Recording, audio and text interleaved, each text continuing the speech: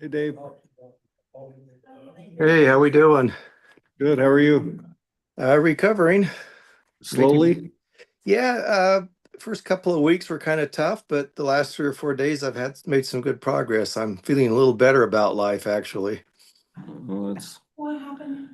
good. He had a hip replacement. Yeah. The advice is don't get old. Looks like a good group there tonight. Well, we're anxious to see you sitting. Yeah, I can get around a little bit finally, and it feels good. Good. Yeah, yeah. Appreciate the Well, concern. Thank you. Thanks for joining us. We'd like to welcome everybody tonight, and we have, so we're good now? Yes. My button's on. Okay, we have a little bit of training to do.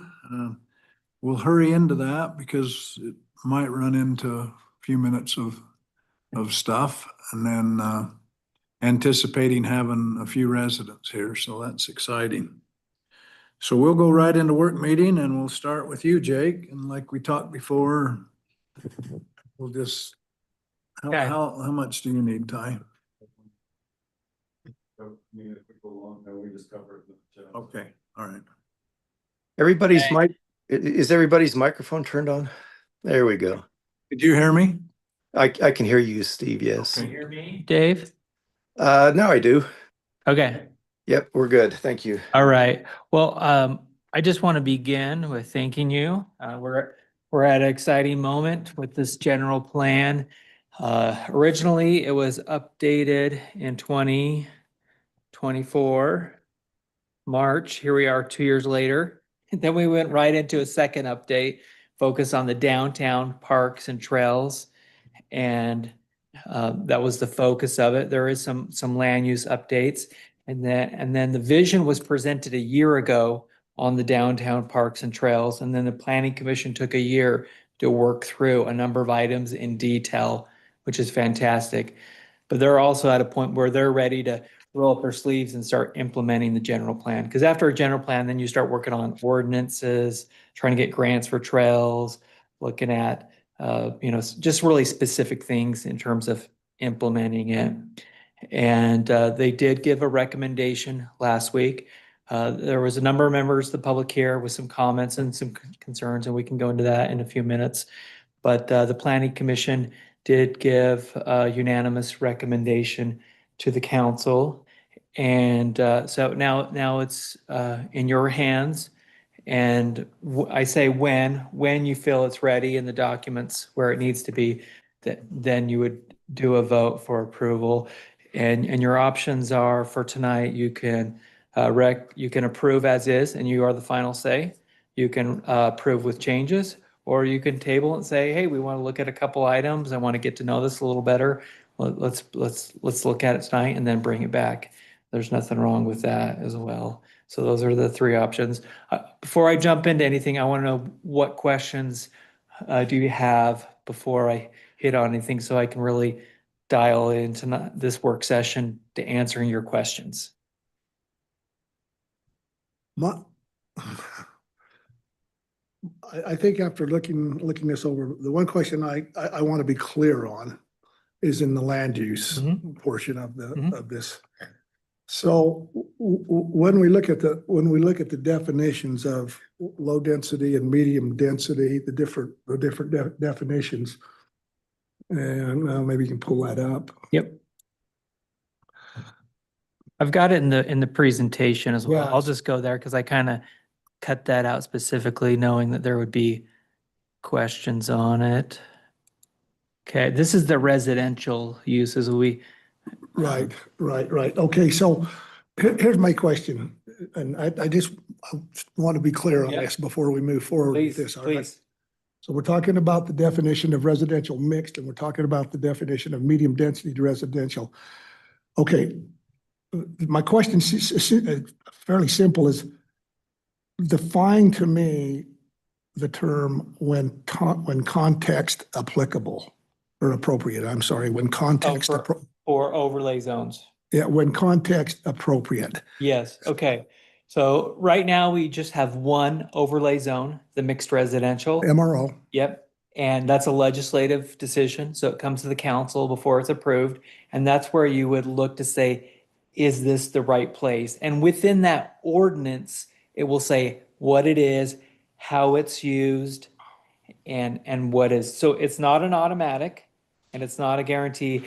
And overlay zones, I could see that Morgan having some additional overlay zones in the future, maybe mixing up some different lot sizes, some medium lots and some larger lots together, or maybe there's some commercial. The historic overlays also is actually an overlay. So we actually have two overlay zones.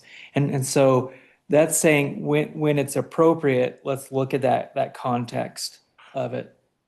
and so then ultimately, in terms of that when context appropriate, that's determined by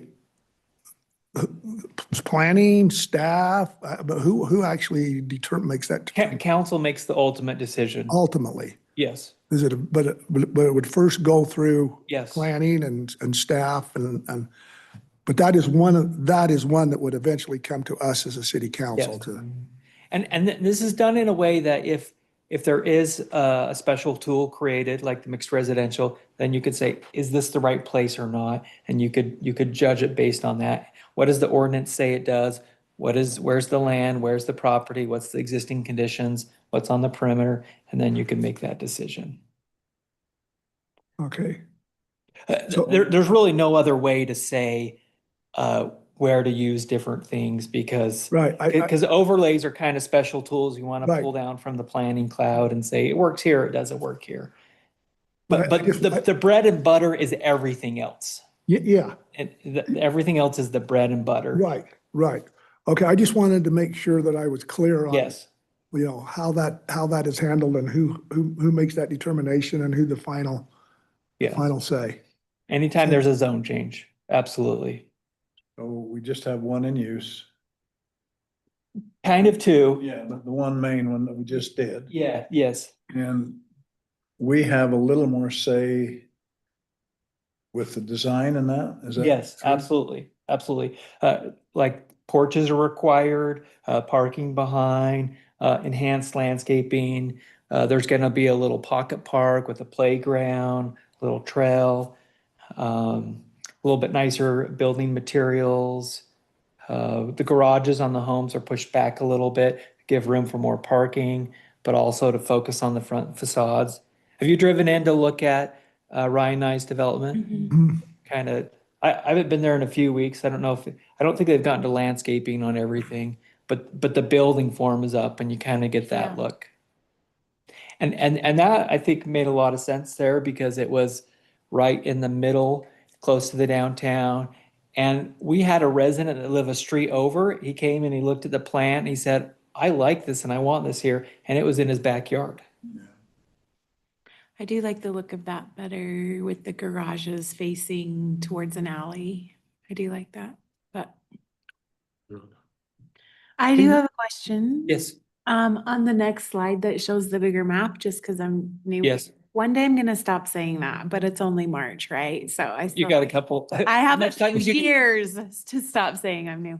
So the more master planned community, Yes. what does that look like? Yes, so the idea is that if a big if Yeah. the dairy property wants to do something next, what is the right use? Yeah, And the master plan community allows the city to look at a bigger property. It also could be an overlay zone, and that actually would probably be the best tool for an overlay. Allow for trails, some different housing types, really plan out the whole property at once. It's right on the river. And so if they are going to do it, then what does that look like okay. as a whole community? And there's a lot of nice benefits of a master plan community. Parks, trails, architecture can be nice.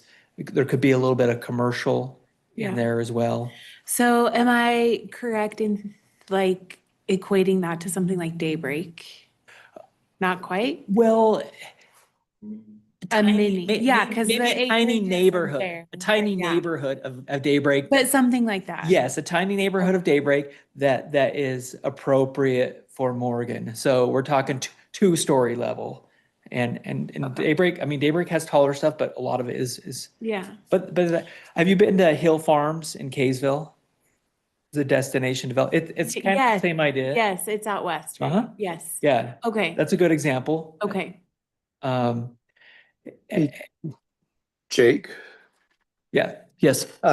yeah, go ahead and finish there, but before we move on, I'd like to maybe just on the previous slide, review each of the 3 residential updates, but go ahead and finish there. But just so we don't get, just so we don't Did I get too answer far your away from question it. on? Yeah, And the big thing on the dairy is if, like, we are not pushing for them to sell it, for it to change it. I realize there's a lot of family history there, but it is already in the city boundary. Yeah, And at some point, I mean, if they stop doing dairy, what are they going to do? And if it is going to be developed, then what is the right way to do it? And with a large property, you could do some amazing things rather than cut it all up into little subdivisions. I mean, there could be a chance for some trails and some of the commercial. I mean, there's just a lot of neat things you can do with the bigger property. I do have one more question. How was that annexation declaration boundaries set? Is that just, was that random or? Well, every city has to have one. Okay, Part of state code, and you can't come into the city unless you're in the annexation boundary. That's the first step. This is already adopted. We're not, at this, okay, that's just, this general plan is not changing the annexation boundary. okay. I just- Unless you want to, unless you want to. And what it's saying is, if you come into the city, what are you going to be?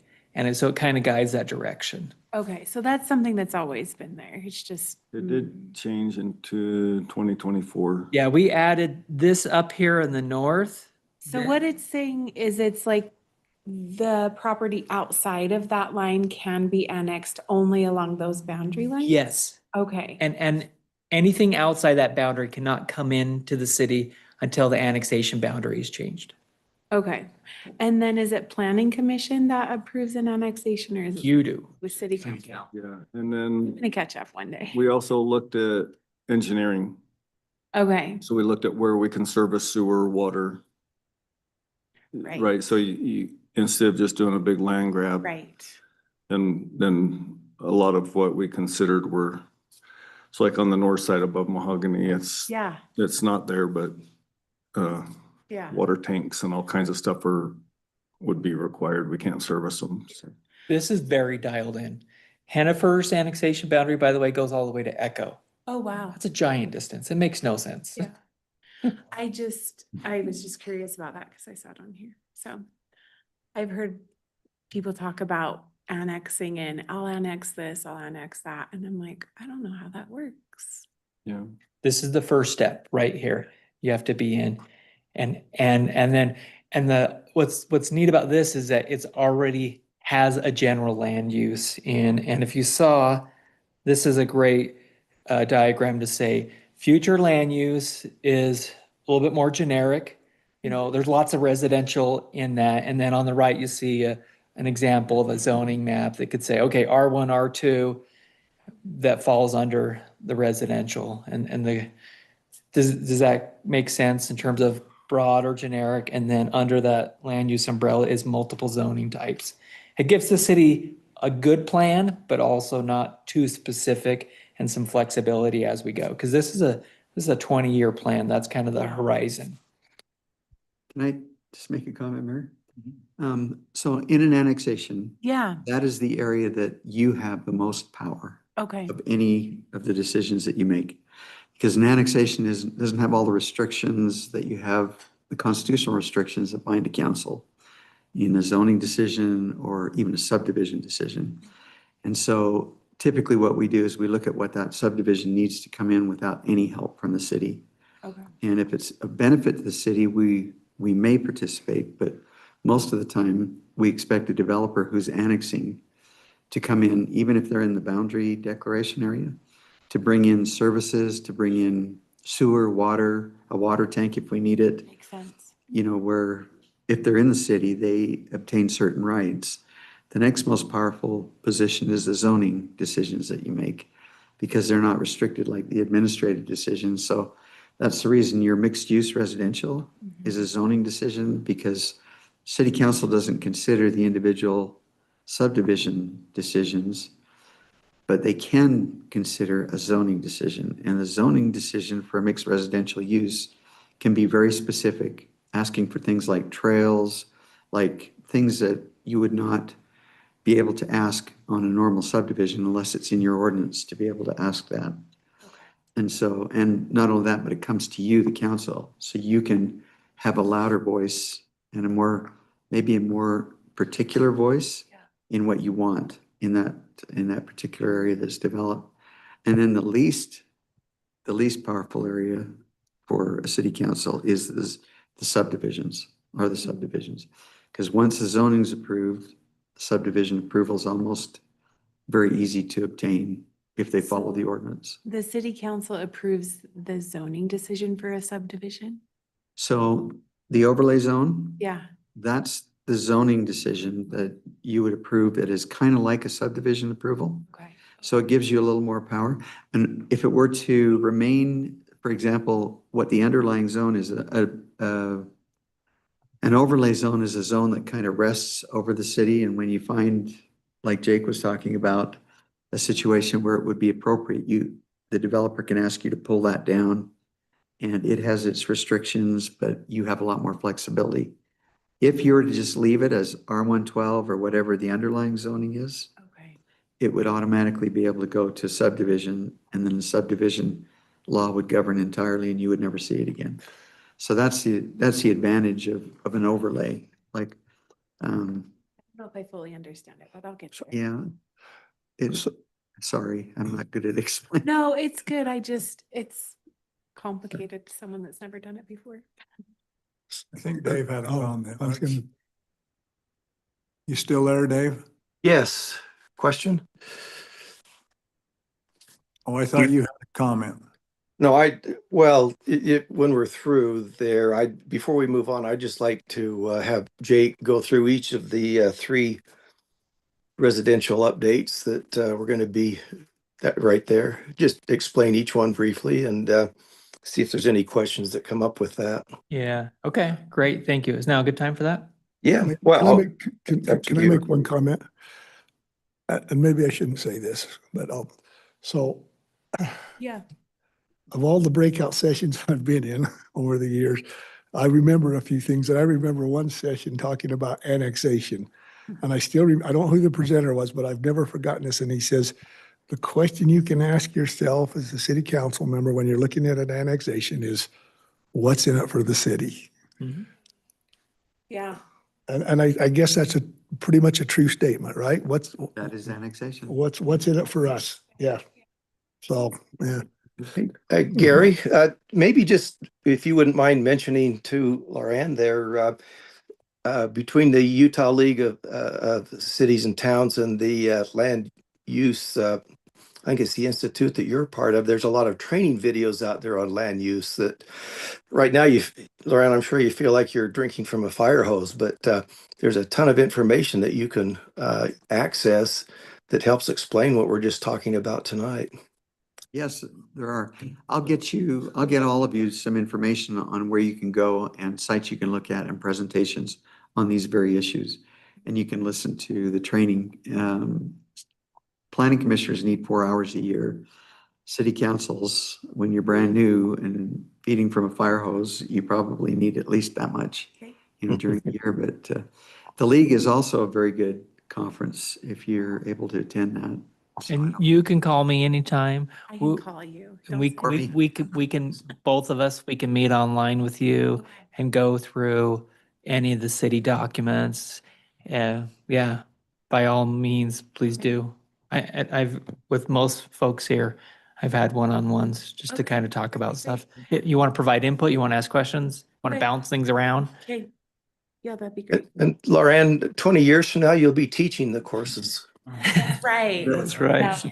I remember. The only thing is that we just can't have a quorum, which would be 3 members. So if 2 want to talk, that's great. If 1 wants to talk, just fine. Yeah. Okay. And I really appreciate you inquiring Very much so. instead of just staying into the shadows. That's awesome. Okay. Now, yeah, making sure it lines up with all of us that we're all thinking and seeing it right. Yeah, I want to understand it because I want to be able to, make wise decisions if I can and how. Defend it. So, huh? And to be able to defend Yeah, and what we're doing. just understand, yeah. Okay, Oh, I'm good. I think what Dave wants some clarification on, I still have a question. okay, let's dive in.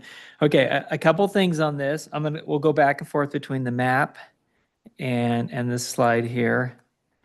So in our current general plan, we had this MDR, medium density residential. We also had the low density residential.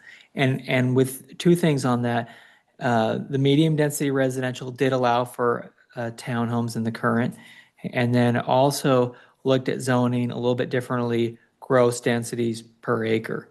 Both of that has been removed entirely, okay? I realized that we needed to tweak that and also with applications and confusion. So that is entirely removed, both of those items. And with that, we added the residential mix. So that way we know where townhomes attached, when I say attached, mostly it's going to be townhomes, but it can be single families also allowed there. And apartments not as much, but that's these blue areas you'll see. And that's where we have some existing and there is some land that could be developed as that, but it's mostly existing. So that's this blue area, the RM. That is a new future land use. So we've moved some of the items that were in the MDR into the RM to split that. And then let's go back to the definitions here. So the residential mix, that's those blue areas. Medium-sized single family, because there are single family homes in there and they'll probably continue. Small lots, 8 to 10,000 square feet. Twin homes. A twin home is, my planning definition is a duplex is two together with one owner, and a twin home is separate owners. Don't the Nice have a twin home in theirs? Don't they? I think. Oh, they yeah, do. yeah, it does, it does. Yeah. Yep, It has a twin home. yes, Yeah. that's by design. Yeah, And what's cool about the twin home is you get a side yard and you get a backyard. Yeah. And you get separate ownership. Yeah. My first home was the twin home. yeah. And then a townhome, and then accessory dwelling units, which are allowed everywhere in the city, and then the overlay zones, which we talked about. So that's the residential mix, that's those blue areas. Then moving into the medium density residential, this is a good chunk of the city. So medium single family, 12,000 square foot or greater, it's a quarter acre lot. Small lot single family, 8 to 12,000. Right now in the city, you can only build 10,000 square feet or bigger. And that's all that we're discussing. But the idea is at some point, maybe some smaller lots. In the past, a lot of Morgan did have smaller lots and allowed for smaller lots. That was taken off about 10 years ago. And now the discussion is maybe a little less townhomes and more smaller lots, single family in some areas.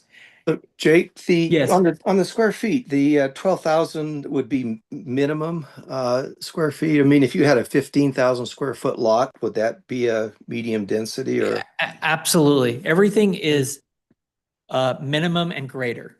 Okay, Minimum and greater. I mean, we were just talking about some lots in the Rupp subdivision that were like 15,000 square feet. Some of those corner lots or Right. a cul-de-sac lot, you always end up with a few that are just bigger just by geometry. And then, yes, Okay, so stupid question, but I've got to ask this. Yes. okay? So I'm a developer and I come in and I want to do a development in the residence, in the mixed residential. Yes. Or, excuse me, medium density. I'm sorry, medium Yes. density. Okay. Sorry. Okay, so if I wanted to put in a bunch of 12,000 square foot lots or greater, or small lot, single family, 8 to 12,000 square feet, I'd be complying with our general plan, correct? I mean, that's it. yes. You would Okay. need the right zoning. Okay, so here's my question. So then there's a comma, okay. So ADUs, we already, we allow ADUs, right? And they're also mandated by state law. State law. Okay, but, all right, and then the overlay zones when context appropriate. So anything other than that, that would have to come through planning, correct? Yes. Yes, If you already have the zone, if you're in the R112, which is 12,000 square foot Right. lots, you could move right into subdivision Okay. plating. right. If you are an RR or an R120, like a 20,000 square foot lot, and you want to go smaller, then you would have to apply for a rezone. Okay. All And right. that's where we look at the general plan and say, yes, you're in that MDR area, or you're not, and doesn't fit. Doesn't fit. But Tony, an overlay zone though would require council approval. Correct. you know. Yeah, Right, Yeah. so, okay. Are we good with the MDR? Okay, now the LDR, low density residential, single family large lot, 20,000 square feet or bigger. Medium, size, single family lot, 12,000 square feet or bigger, are agricultural residential. We have some of those ag lots on the perimeter town. ADUs, because by state law, they are everywhere. And then again, overlay zones, and an overlay zone that's okay in LDR may be different than what's okay in a residential mixed. It doesn't, they don't necessarily cross over. when context appropriate. Yeah, context appropriate. And it's like, let's look at each of these at a case point. Now, one thing to keep in mind, I had this conversation with Ty. Almost every new development in the last 5 or 10 years has been lots of 12,000 square feet, maybe a little bigger, maybe a little smaller. Nobody's doing a new subdivision at half-acre lots or 1 acre lots in the city. You'll probably see that in the county, but you're not seeing it in the city. And that's where some of these numbers are coming from. That's where the market is in terms of people buying, the cost of infrastructure, the cost of utilities. Or if you want a really big lot, like a 5 acre lot or 2 acre lot, maybe you should move to the county on it. Doesn't mean they can't exist and on the perimeter, because we're never, the city never forces a zone change for the most part. There could be a reason to, but typically not. It's when whoever owns that land wants to do something with it, then they apply for a zone change and they activate that. And we say, this is what is allowed. So in the residential mixed, that does allow in that area for like townhomes and stuff, because that 8,000 square feet is pretty small. Like that would be, right? Does that, yeah, so that is the part that allows for the In, townhomes. okay, you're asking about the 8,000 square foot lots? Yeah, So that would be, you could do one in the residential mix in the blue areas, but Yeah. you could also do it in the orange area. In that- them. But let me put. Okay, yeah, I see But, that but now. let me put a big asterisk on that. Yeah, It is not allowed right now. okay, So the city would have to create a new zoning ordinance or bring back an old one to make that happen. So that's an entirely new legislative action. But the general plan is saying, maybe at some point, let's look at that in the future. It could be a year, it could be 5 years that the city says we want to start looking at a little bit smaller. so I want Lots. to make sure I understand this correctly too. Currently, there's not an allowance for more townhomes? How do I interpret that? Yes, there are. Let me just show you. I'll pull up the zoning map. MDR they can. Yeah, this is where we're gonna switch to the zoning map. I had it up and going. Let's see, right here. Okay, so in the RM15, which is this green area. Yeah. So right here, this is an area next to Nye that it could happen. Also in this area, although we don't see, these are already zoned by right that they could do that in Okay, this area. right. And then particularly up on the bench, these were decisions that happened 10 years ago, 20 years ago. Penny Lane. Yes, Jenny Lane. And this is, They've started doing that. And Yes. that piece above that is currently for sale. Did you know that? oh, in the county? Yeah. And they're the ones that say they can annex into the city. Yeah, above well, Terry it would require your approval, Yeah. council approval. I think there's another one in Milton that says they can annex into the city.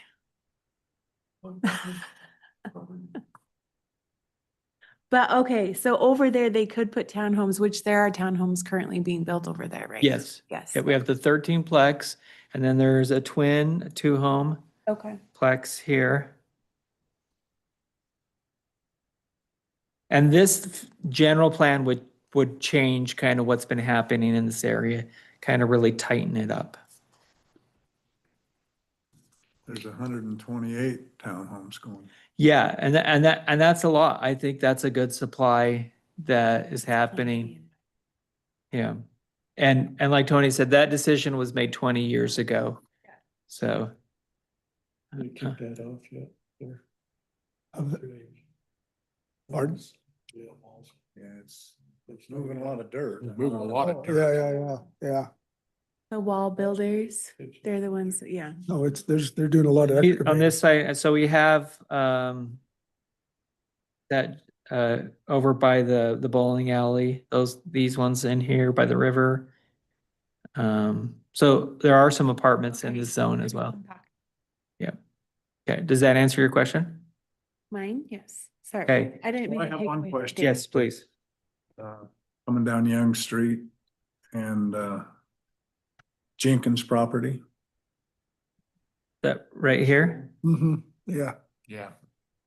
So we're currently at medium density there. Mm-hmm. Okay. Single family lots. That would allow for recreation, you know, if there was an opportunity to do a park or something there, recreation, you can do that in any zone. Okay, have we answered questions on future land use? Did Dave have some? Dave, did I answer yours? Yes, the discussion was great. I think it helps us all understand a little better. I would just have one more question, but that again doesn't need to be right now, and that is I didn't get a chance to attend the planning meeting and just wondered how the public hearing went. Yeah, okay. We did have a few members of the public come. In general, they like the parks and trails. One comment on trails that I'll get to in a minute. And then the big question is some members would like to see this area LDR over here for this area. The lot sizes there are about 12,000 square feet now. And then on the zoning, we do have the rural residential behind. So that was some of the requests and comments on that. The Planning Commission discussed it in great length and opened up the public hearing a second time for additional comments. And then they felt like what is proposed keeps it at single family and matches pretty close to zoning. So they decided not to make any changes. But that's something you can dive into later if you want to look closer at that. But this is the area What area were they looking at? right here. Is that over in Red Rock? Line and Yep. corners. Yeah, Red Rock. Red Rock. Red Rock. And I think it's important to understand that, get a look at the zoning. So we have R1A, which is effectively R110, 10,000 square foot lots or bigger for this area. And then the 12,000 square foot lots here, and then transitioning to the rural residential. And then when you go into the county, you got the mink farm and the Polaris and commercial. So there is that awkwardness of going back into commercial in the county part. And then those 4 not giant, but large lots here on 100 South.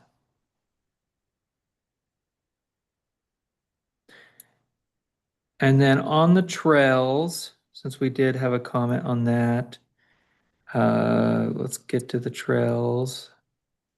There was a comment about just worried a little bit about privacy in backyards of having a trail go up on the mountain. From one comment, someone lives over here. A trail where, Jake? Right here, this is below the M mountain. And, this is schematic planning for trails. Idea at some point having a trail go underneath the mountain in that area. And I just didn't want somebody looking in the backyard from the trail. But the scale is we're zoomed out so far that doesn't necessarily mean that there is a trail in the backyard. And the trail plan is schematic. We're not putting trails on anybody's property. We're just saying if this area is developed and we could work with the landowner, then we'd like to see a trail in this area. And we can't go after grants without an adopted trail plan. And the state is giving out a lot of money on trails right now. So the yellow lines are suggested upon like landowner. Yes, if the landowner will work with us. And for example, on that townhome project that's being built, we have a 20-foot easement on both sides. Oh, it's right here, on both sides of this property. And that was during the subdivision and plating process. We just asked the developer, said, we want to put a trail in that area. Will you work with us? And they said yes. So they gave a 20-foot easement that's on the plat. And now it's the city's opportunity to get grant money and put in a trail there. And in the beginning, we'll have trails to nowhere and segments, but then you start to really build out that system over time.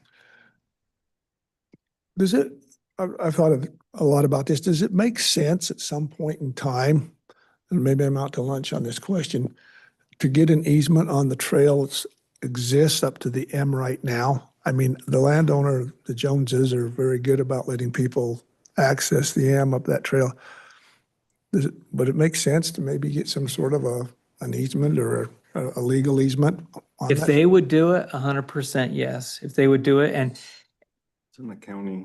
oh, it's in the It's in the county. county. Oh, Yeah, it's in the county. I mean, it's accessed at the cemetery yeah. and, but yeah. So The entrance is the cemetery, and then past that gate, it's county. Right.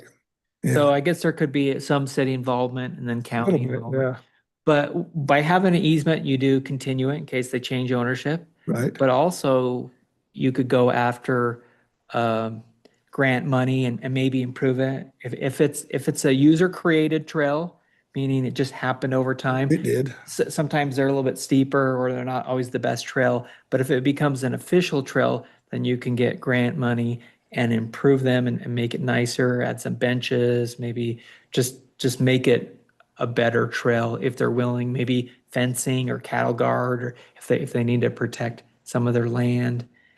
But certainly, but without that easement, the state won't give any money. Yeah. They're because you're there's no guarantee on that. Well, it certainly is popular. Oh, yeah. And I guess, Gary, is that would be annexed in, you'd have to annex that into the city, correct, to make that trail an easement for the city, but the county could pursue it. The county could pursue it. I've also seen the city purchase property outside their city limits for that type of thing. True. Could the city purchase an easement? I mean, it's not typical, but maybe the city gets the easement because you have the relationship. And usually there's a relationship between the county and the city in making trails anyway, because they connect up. And so it would be good to work with the county and see if we could obtain something like that. That would be valuable. Okay. for future generations. Yeah. I want to let me touch on the parks real quick. So with the parks, we have our existing parks, those. And where it says P, the idea is a park in this area, the dairy property. If it gets developed, we'd want to park in that area. Somewhere in the southwest area, we're saying it'd be nice to have a park here as the city develops. We're not taking anybody's land for a park, but we're saying if it develops here, it'd be nice to have a park. The same thing with North Morgan. We're saying we need a park in North Morgan. And so let's find a property for it. So this kind of gives us a range, and these are areas that are not being serviced very well now by the city, particularly in the north and also the southwest. And in the general meeting, if you'd like, I can do a 20-minute and just 15 minutes and just run through every slide. So anybody that's here new has a little bit of background. Let's go to, this is transportation. This map was looked at by city engineering, planning, roads department. A lot of thought was put into it. So anything that is dashed is a proposed road. Anything that is solid is existing. And we have our arterial roads, which is State, Young, and 700 East. And then collectors, which is 100 South, 125 North, and then some proposed collectors. And then even just this morning, a landowner came in proposing a development and it matched up with where we had a road. And it was fantastic to pull up this map and say, we've put some thought into this area. We need these roads to connect. It really gives the city a solid leg to stand on when development comes and you have that uncomfortable conversation that we need to connect roads in these locations. And we have even identified a couple spots for bridges over the river if the property to the north was developed.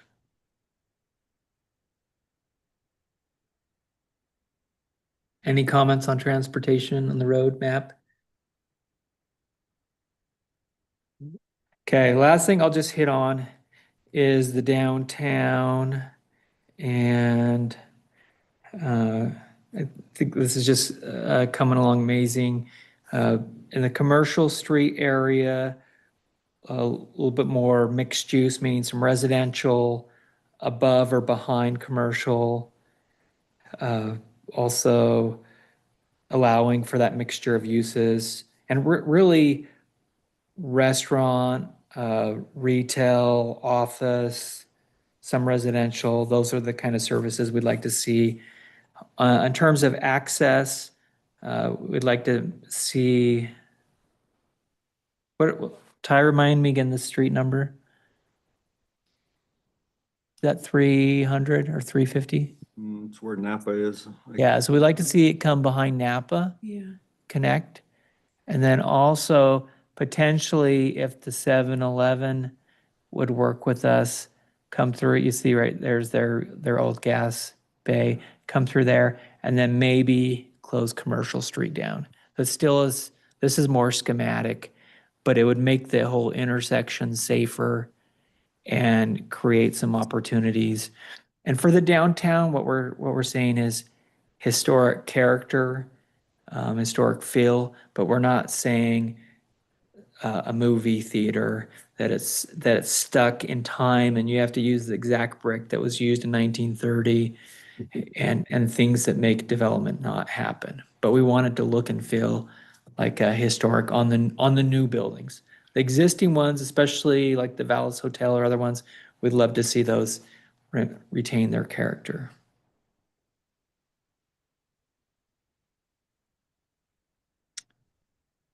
Okay, I think these are all the chapters in the general plan. Sorry, to that road one. Yes, This yellow section in the middle that says new street and not attached housing, where's that?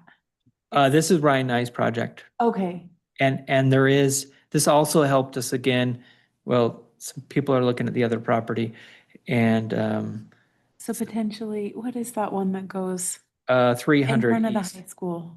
Oh, That road right there goes kind of over by the old West Kerrigan Motors Yeah, over towards State Street. so that's projected to attach through there, right? So, yeah, that road would go right through that property to 125. Yeah, okay. come out over by Napa. There's a driveway entrance across from the old Kerrigan. Kerrigan Motors, kind of a big parking Oh, lot yeah. right there. So is that already all owned by the Nyes or what's, okay, so, Yeah, not that end of it. South half is not. This property is like in half Divided. inside. This will actually become this parcel has access to 1.5 right here. okay. So the road will come like this.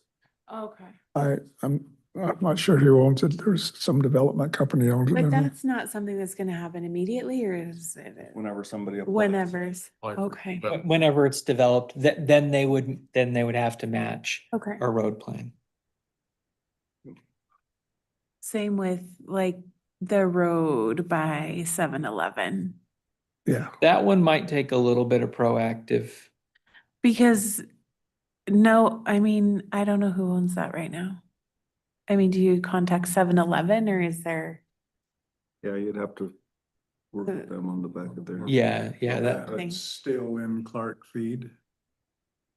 but for this part right here, yep. So there's at least 2 landowners and maybe more that the city would have to work with on that.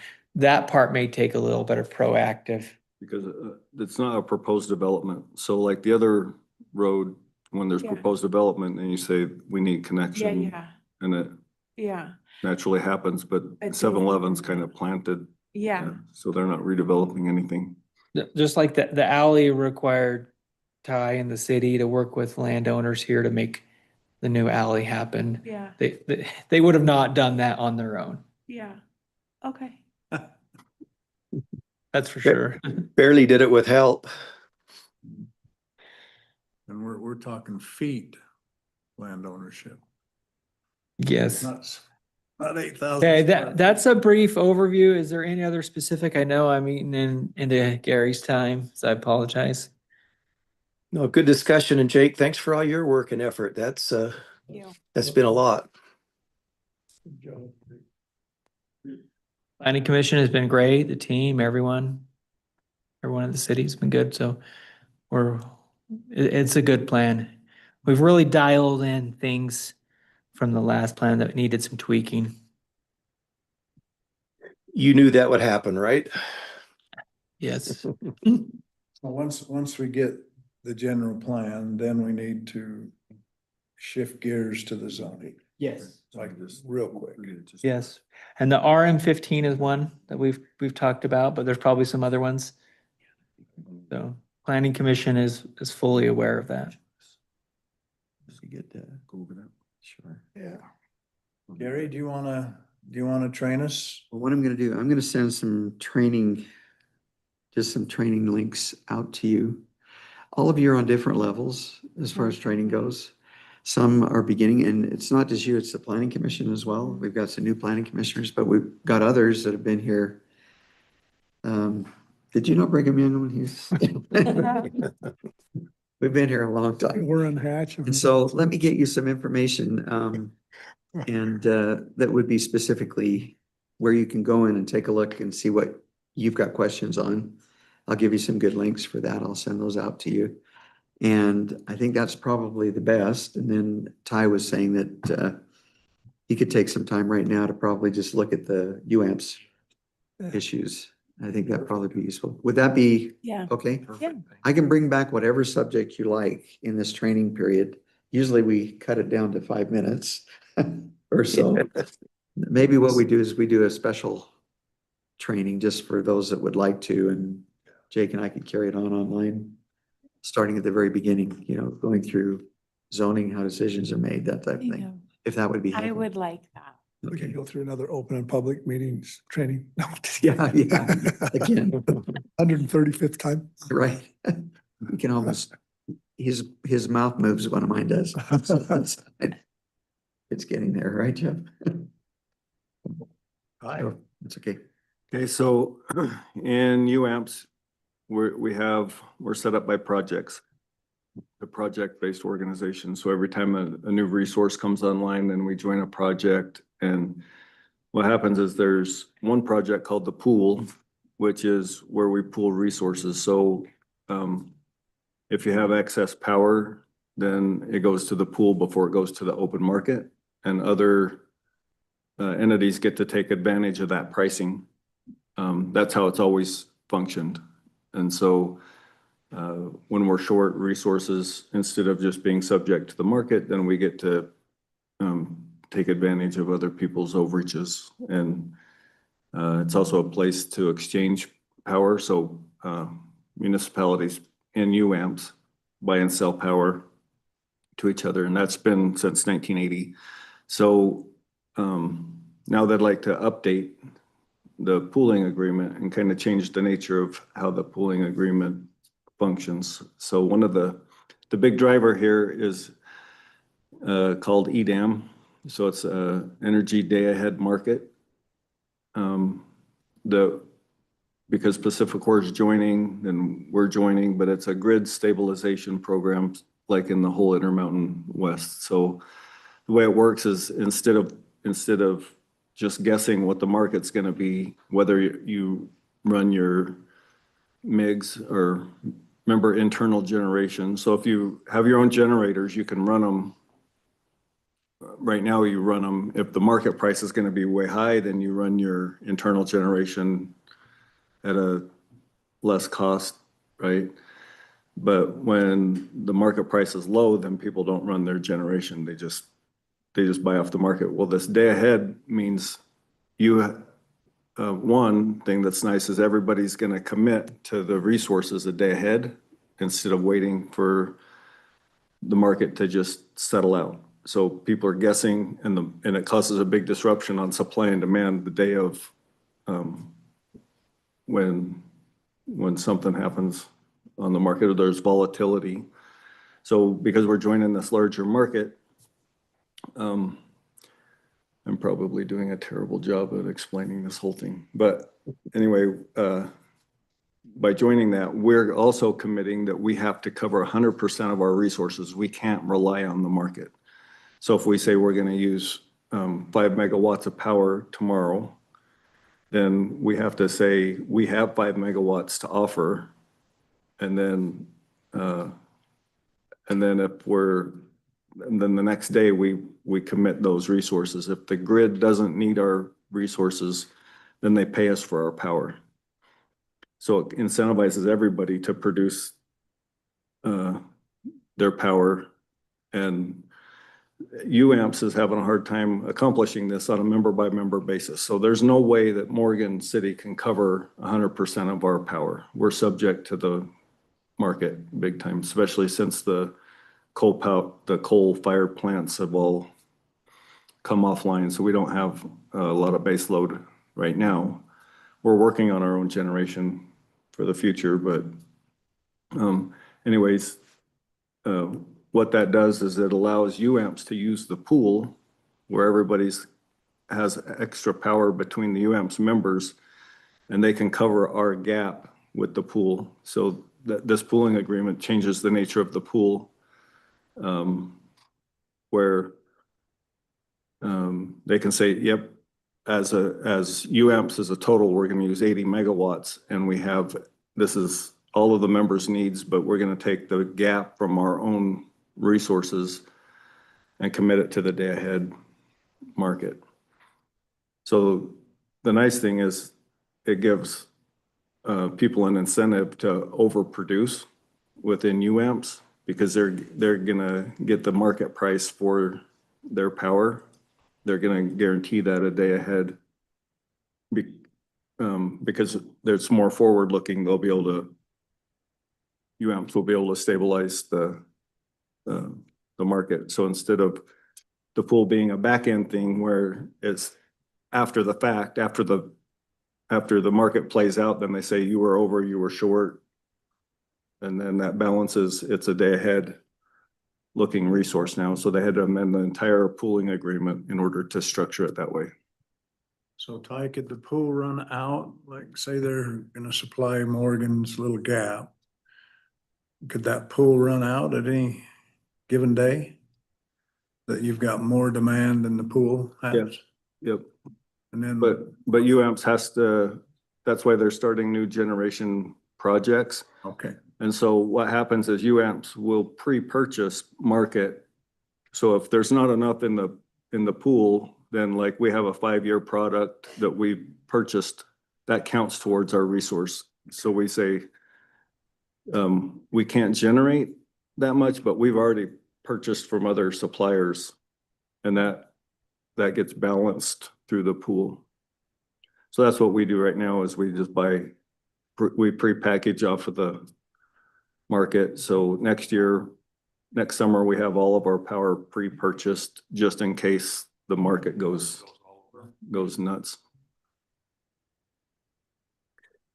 Ty, you mentioned that we plan ahead. Suppose every member of UAMPS projected it ahead and we had a surplus. Is there, or suppose the whole pool had a surplus and they couldn't use the power, how does it get paid for? So the balancing authority has guaranteed if they don't need the power that they pay everybody for the power they didn't use. But again, if they can't sell that power, where do they get their money to pay everybody? So that's a very good question. Oh, So Savings it's account. it's like Prove it. it's like bidding. So if they feel like they don't need the power the next day, then they decide if you have to cover your resources or not. So they're a day ahead, they're determining their best guess of what the power needs going to be. And so they'll tell you the day ahead, they'll tell you, we don't need your power, don't run. But if they do need your power, then we're obligated to generate that power on the next day. I see. So you would know not to produce the power then, just because it's all calculated ahead of time. Oh, yeah. Yeah, so maybe that's the answer to your Yeah, question. gotcha. Okay. But it's the balancing authority's best guess of what the power demand is gonna be for the next day. But it keeps everybody from saying, well, we're getting such good pricing right now, I'm not gonna generate, and then nobody generates Yeah. because they're expecting good pricing. Or just the opposite, we're getting good pricing, so if I'm guaranteed the price, I'll generate and make some additional dollars. So it really just, this pooling agreement basically puts UAMPS in a position to handle the day-ahead transactions on our behalf. So, Is they'll be able to leverage the pool and then they'll contact all the members, and we don't have internal generation. And when we do have Right. internal generation, it's gonna be so small, they're not gonna tell us, hey, we just committed one of your resources to run tomorrow. So we'll be making a conscious decision to opt into the pool, i.e. via the agreement. Suppose, would there be any reason we wouldn't want to, or suppose we didn't want to? And then secondly, are there other members that will elect not to join? No, so they're all members of the pool already. There's a next step to that that's called the all requirements pool that people may or may not jump, or project that people may or may not get into the all requirements, but everybody's a member of the pool and are expected to update the pooling agreement. If they're not a member, if they decide, hey, this isn't for us, they have to play that day ahead market by themselves. They can't rely on UAMPS to do it. So there's not very many people that are so energy sufficient that they could cover 100% of their resources every single day. Would there be anyone in UAMPS in that position? That could do it. Yeah. Not that I'm aware of. Yeah, so it almost sounds a little bit mandatory. I mean, like it's you wouldn't be wise to not do it. Yeah, on most days, there's people that could overproduce because they have enough of their internal generation that they could produce, but not on one of the big spike days on super high demand. But right now, there's a disincentive for everybody to run their internal generation on a normal day when there's good pricing. So it's just a way to it levels the playing field for everybody. And so there's really no reason not to stay in the pool project. I know that. I'm gonna jump in and let's remember where we're at. Oh, and then we yep, can sorry. Continue this during the meeting. Yep. Okay. Okay. Let's move on. Anybody need a break? What is it? You got 1 minute. Yeah.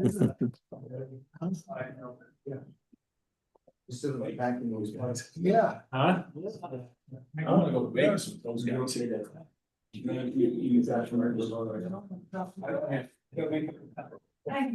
you. You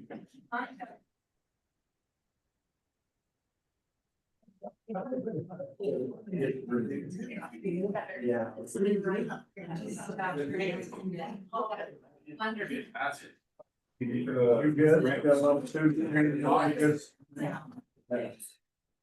I like it. Well, I like it easy. One day, that. I have. It hurts, but it's good. Oh, no, that's what I do with my laptop. Where is your laptop? No, I have it. Mayor, will you help me find? What did I say? Yeah, I guess I lost it. You need one? No, we got that. Yeah, thank you so Oh, there much. it is. I owe ya. There you go. Anything else? That's all. Thank you. Thank you. Yeah, with these Kleenexes, just. We rarely have people at the council meeting, so this is exciting. Really good. That's good. Wrap yourself a stool for my foot. Let's see who lays back here.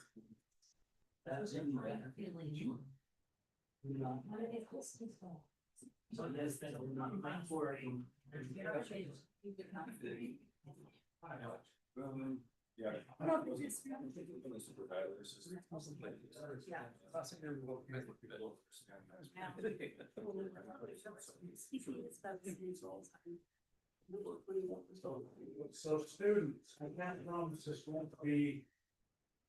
It's probably the line. So hang in. But we're glad you're here. That's purpose for it. Yeah, you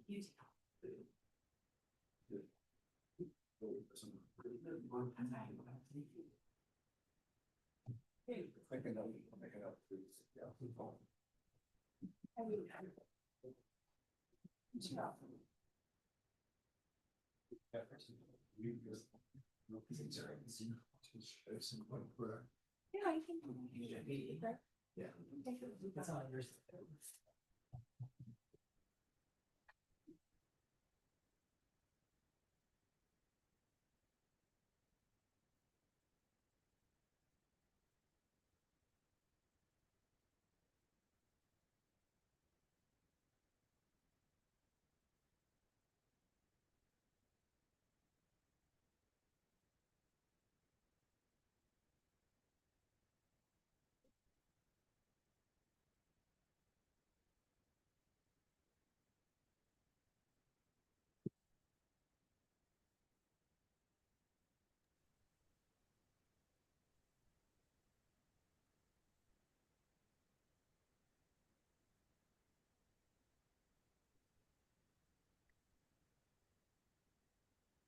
Okay, let's begin. We'd like to welcome everybody to our city council meeting.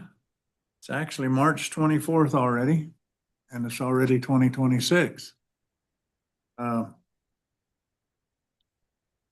read a thing this morning about if you were born that had a 19 in front of it instead of a 20, that when he was out planting some trees, and when he tried to get up, he could hear his back cracking. So pretty much all of us but one. I was born with a 19. So anyway, appreciate everybody coming. I've asked Jeffrey if he'd give us our pledge, and Lorianne if he'll give us our opening ceremony. If everybody would please rise and move your hats and repeat the Pledge of Allegiance after me. I pledge allegiance to the flag of the United States of America and to the republic for which it stands, one nation under God, indivisible, with liberty and justice for all. Thank you. We will just say a quick prayer. My dear Heavenly Father, we are grateful to live in this community of Morgan and for the privilege that it is for us. We're grateful for the residents that come in to meet with us, and We pray that thou will guide us as a council and the mayor, that we may all come to an agreement and that we may live in harmony together. We thank thee for the blessings that we have and say these things in the name of Jesus Christ. Amen. Amen. Thank you. Okay, I will entertain a motion to approve of the meeting's agenda. So moved, Mayor. Have a second? Second. Okay, we have a motion to approve it and a second. All in favor? Aye. Any opposed? Okay, let's move to item 2. Let's go to the minutes of the city council meeting, March 10th, 2026. Minutes of the work meeting, March 10th, 2026. And the warrants of 3/8/26 to 3/20/26. Is there any discussion? Any changes that we need to look at? I've got one question for Ty. On the warrants, Adams, Alarm Control Company, $3,600 for a panic button. Just wondered what that was. So it's multiple panic buttons. So behind the clerk's desk and at each one of them, if they have an incident where somebody comes to the counter, they just push that and it'll call the alarm company. We had one before, but the panel and technology was bad. Okay. And so we just upgraded that system. So it's silent, like it doesn't make any alarms or anything go off, but any one of 5 people can push that if we need help. I mean, you're calling the alarm company, then do they have to interface with the company to get help, or is that, could No, that be tied directly to law enforcement? Yeah, there's an app. If you don't respond, then it goes to law enforcement. Gotcha. Okay. And they're at their desks, and then there's one right at the front counter. All right. Well, good. Thank you. I didn't know if that was your button to hit for panic or not.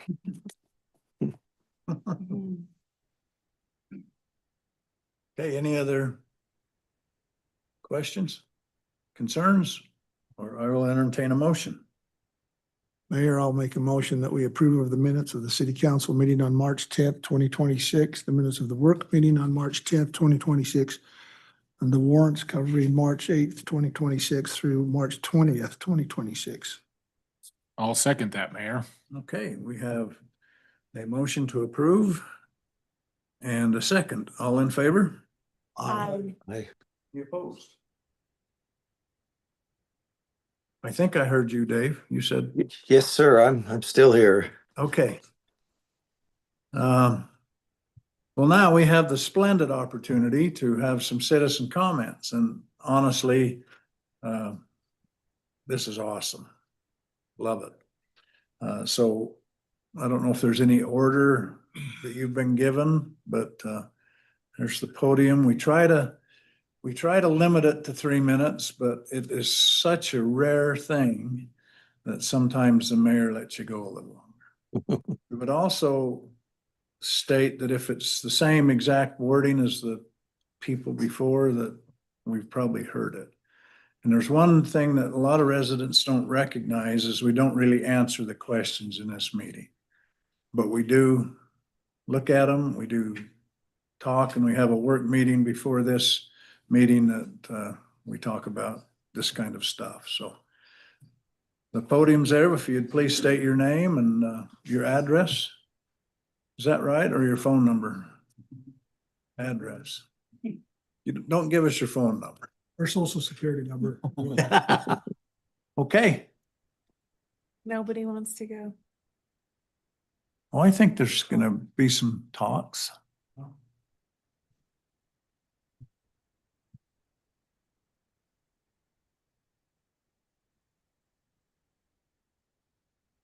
My name's Ernie Durant. And the reason I'm here is because of some concern with the general plan. I think we got good explanation the other night at the Planning Commission. A lot of good information given, but still some questions. Or you're not here to answer questions, so I might say them and maybe we can talk about that later. But one of my concerns is that Morgan is a rural community, not an urban community. There's a difference, right? So if you look it up, I went and looked it up. There's 10 counties in the state of Utah that are rural communities. And most of the others, a percentage grows to where they're urban communities. So if I understand it right, this is to your point too, Steve. It says right here that rural Utahns are older than urban Utahns. So we are. Okay, so the standards that are required in urban areas are not necessarily required in rural areas. And it comes back to that question of us being required to have low-income housing. Okay, so I've heard this, whether it's a statement, whether it's a threat. I kind of consider it a threat when they say, well, we're going to lose funding. If we don't do this, we're going to lose funding. Well, we're not required to have the same thing that bigger cities are. And so I pulled up this document and I looked through here and I thought, I hope, hope you've heard this before. I'm sure that Jake knows all about that. I mean, that's the business he's in, okay? But the concern, again, when we saw the initial document of housing that was going to be over in Red Rock, and I can't remember if that was ever classified as phase 1 and phase 2. It seemed to me that they're separate because they were sold at different times, but because of the way the roads were put in, I thought that they might have been classified as phase 1 and phase 2. And the concern is that phase 2 is like phase 1. Somebody else has done some studying up on this, so they'll correct some other answers that were given the other night that weren't exactly correct. And that's why we're here. We're trying to make sure we got everything right. But again, when it's put before us, and I've been on the Planning Commission, understand, and it's not always easy, but make sure that we do our homework in understanding that we're not required to have the same thing that Davis County is required to have because of the size of our population and because of our designation as a rural community. That's my understanding. I just wanted to share that information. Thank you. Thank you.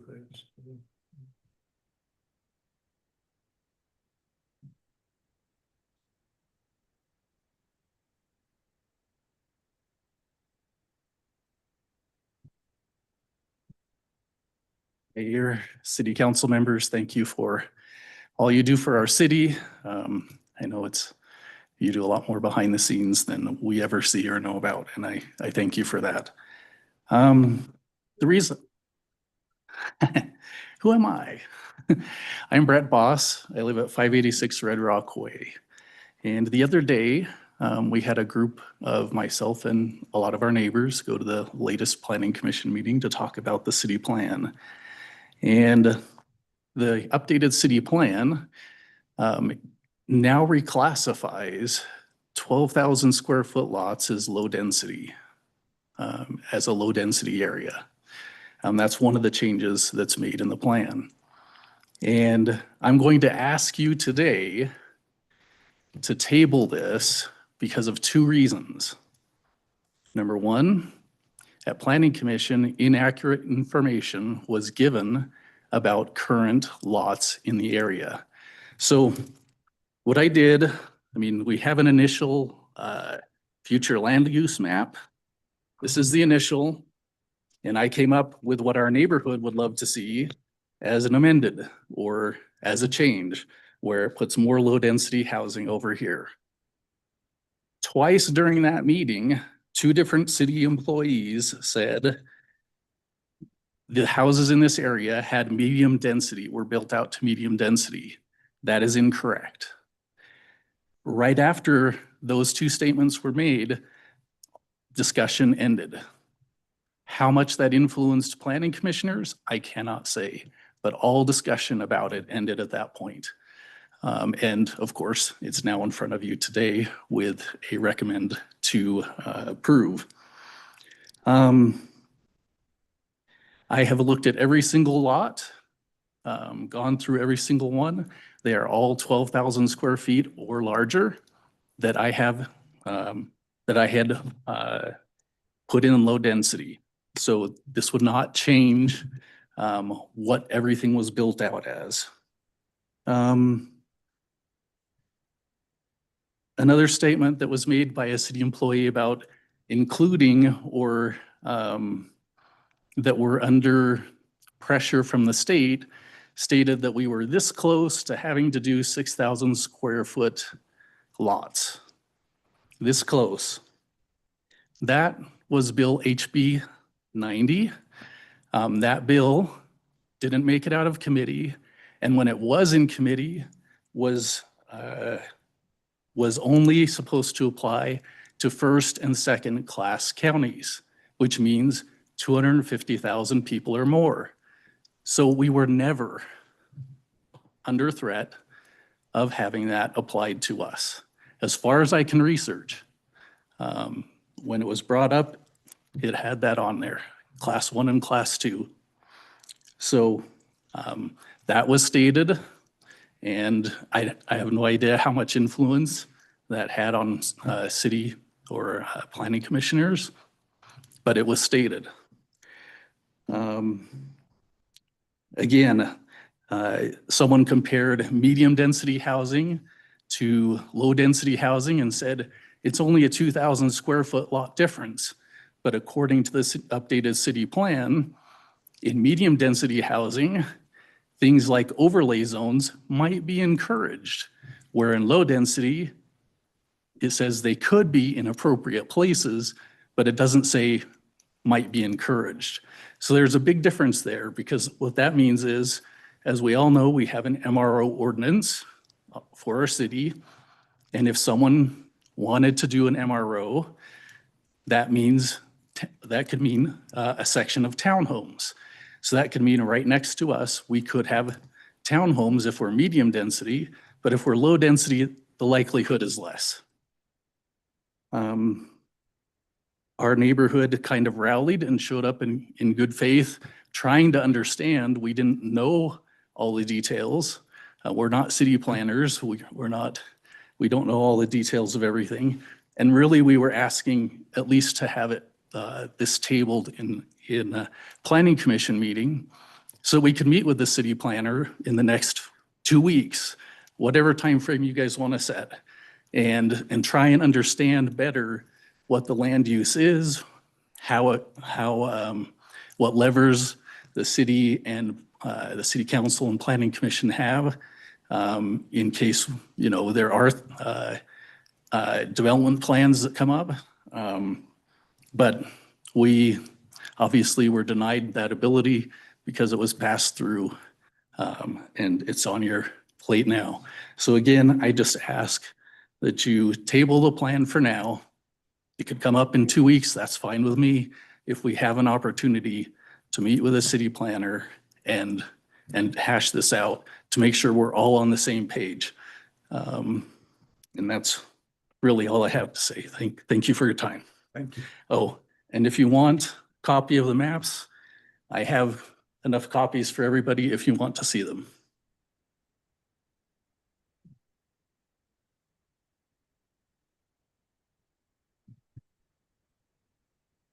Hello, my name is Jill Boss. I also live at 586 Red Rock Way. And I'm here about a similar thing, but I want to bring up a couple of different points. In the current plan, or the updated plan, it was talking about how lower density would be specified on the outskirts of the city. And that's kind of where our neighborhood is.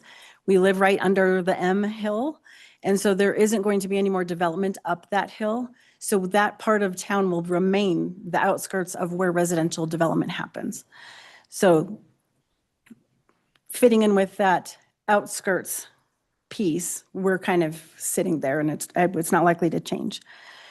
The designation for lower in the plan, classifying that area as low density, provides clarity for developers as well as comfort and confidence in the neighborhood and people who live in that area.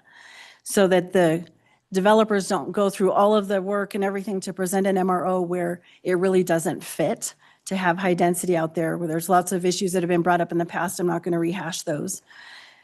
But that would provide some security for the neighborhood to understand that, yes, when it gets developed, because it will, and we're not against it being developed, but we'd like it developed in a similar fashion that it is, or have a buffer zone to lower, higher density in the behind it, so that it's kind of the same, and then just a little bit lower, like R110, because I think it's R112 now.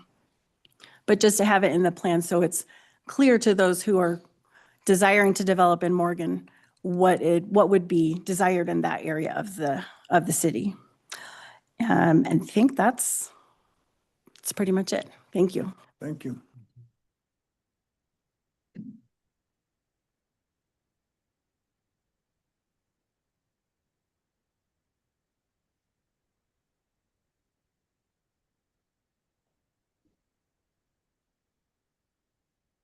Okay, I'll be super brief. So in the last meeting, in the Planning Commission meeting, Hey, dear, Katie Tilby, on your ad. I do this every time. Katie Tilby, 601 East Ridgeline Drive in Morgan, obviously. I'm over in Red Rock as well. So it came up, what was my train of thought now?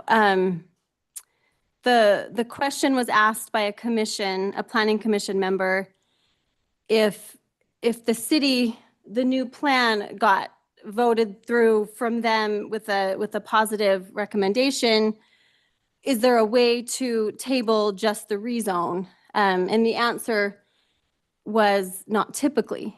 So I guess I'm asking, I know you can't reply back, but my question would be, is that a possibility? Because some of the things are great, but there's also some things that don't have answers. And many of the commission members talked about being concerned about traffic, and there's been no real solutions yet. And so I was very confused at why it got put through with the positive recommendation. So I guess that's my question is it possible, not typically, but is it possible to have some things in there? You know, this won't pass, this one's tabled, but this can go. I don't know if that's even possible, but that's my main question there. And I guess my other thing I would offer is, like I just heard Jill say, we're not against growth, but I think it's okay to slow down. I think Morgan's just booming, and I think it's okay to watch and learn and slow down and table some things. And so I think that's all I have to say, but thank you for your time and thank you for all that you do. Thank you.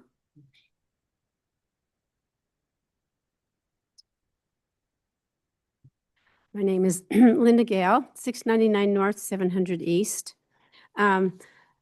Couple of similar things, but one reality thing that I'd like to just present to you that happened to me just last week.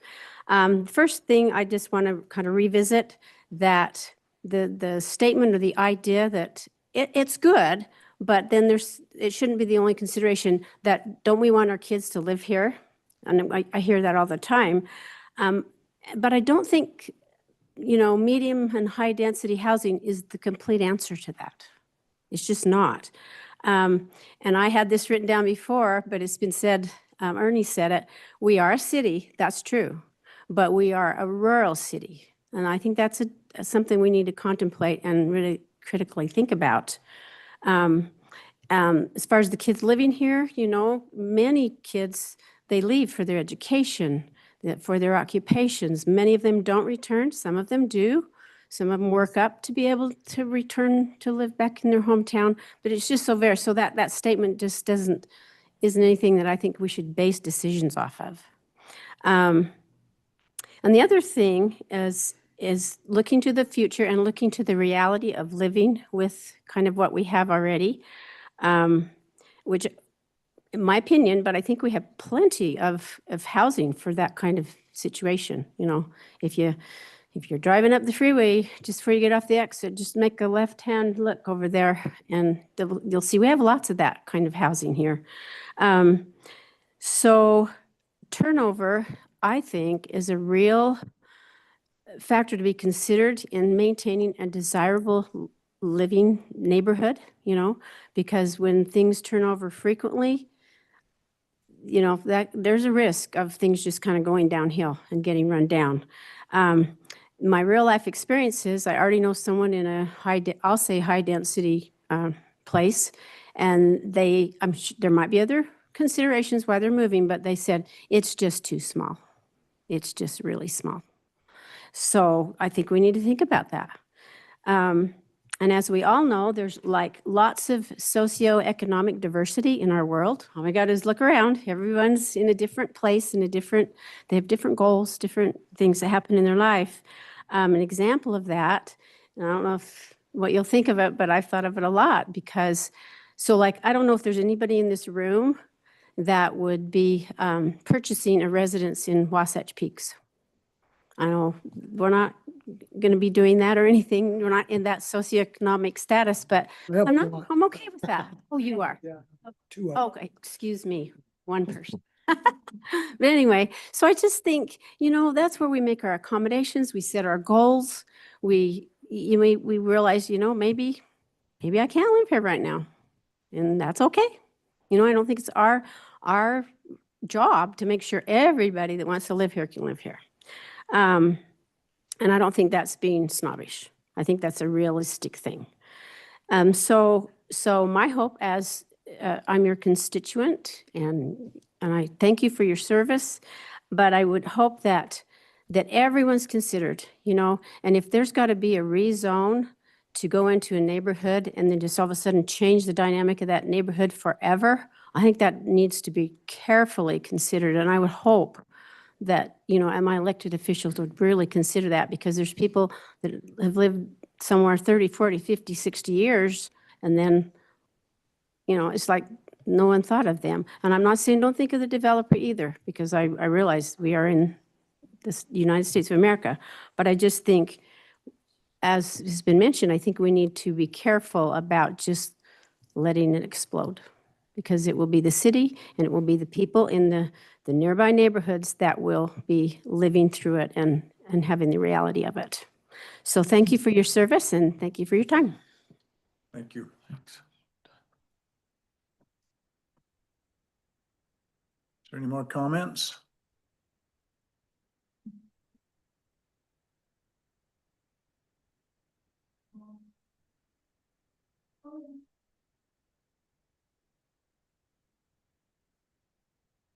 Hello, my name's Kay Rhodes. I live in the Red Rock subdivision. We're at 505 East Ridgeline Drive. I wasn't able to make it to the last meeting, but a couple of my concerns, well, I'll just go ahead and comment off of Mrs. Gale's comments. I have a son, he's a young person. He's tried to find a home for quite a while. He doesn't have the income to maybe even look at something like even a condo or something like that. He has a good job, but, you know, I don't think it's just a Morgan problem. I think it's a state problem. So I would hope that we wouldn't base decisions off of that just to try and get young people in here, because I'm in that situation with my son and there's no difference, whether it's Morgan, whether it's even places in Davis County. He does have a good job, but he just, with the way the economy is and the cost of housing in the state, and I just would hope that we wouldn't, you know, make a decision based off that fact alone to try and bring young people in, because I also, before moving to the Red Rock subdivision, lived in Mahogany Ridge, right next to some townhomes and different priced housing. I didn't, you know, yeah, you'd get your younger families and things in there, but there was also a lot of middle class with middle-aged kids, all kinds of different people. So I would hope that it wouldn't be a decision based on that. You know, maybe something would be, and I don't know how you would do this or go about it, like maybe within Morgan, some first-time home buyer options. I know they have certain options, and when we were buying our home clear back in the day, I know they were working to try and get like the FHA home limits increased because, I mean, this was 20 years ago, but at Morgan was still out of that loop. I think that actually happened from what some of the real estate people that I know, but I don't know if that's an option to help these young people get into the community, which would be great. My other big concern is being emergency services. I don't know if there's a traffic plan as far as the roads. That's a huge concern. I can tell you, Morgan's growing. Obviously, the fire department's growing. We have a new station at Wasatch Peaks out in Peterson. We have a ladder truck now. When we go on calls over to Mountain Green, trying to get those huge apparatuses up and down small roads, which 100 South typically always has cars parked on the side of it, that's a huge concern of mine as a safety issue. If a traffic or road plan has been discussed, I don't know, but that's something I would like to know is how we're going to deal with that, because you can't depend on the old road going down around Como Springs. If there's any type of development plan for future, but that's safety, and for the EMS vehicles, that's something that's a big concern. So if that hasn't been addressed yet, I would ask that it could be addressed before the decisions are made on what kind of traffic flow and things we're going to do, because that's also a main zone for the school crossing. So it's something that as we're growing, I would like it to be addressed if possible. So thank you. Thank you. Is there any more? No high schoolers have any comments? We do appreciate you coming, though. I've said in all the other ones, just so I'm fair to those in high school, I don't know what the time limit is on your attendance here, but you don't need to go beyond that if you don't want. Okay. I just did want to say one thing as your mayor is, it is wonderful to have public comments. And it's wonderful to have comments before a vote. That's awesome. So thank you for taking time out of your night and coming to this, and I appreciate all the comments. Okay, if there's no more comments, we'll close the citizen comments and we'll move into our active agenda. Let's see. Item A is a review, resolution authorizing and approving the amended restated power pooling agreement with the Utah Associated Municipal Power Systems for the pool project. And I want everybody to know that we do have a work meeting prior to these, and a lot of the items that were brought up today was discussed in those work meetings. So just want you to know that a lot of times things are thought through, but again, I want to emphasize it's just wonderful to have comments so that we aren't always just making up, well, I don't know what they want. So one more is there, but I'll turn item A over to Ty. Okay, thank you. So this resolution is to redo a pooling agreement that we have with UAMPS. The last time the agreement had been changed was 1980.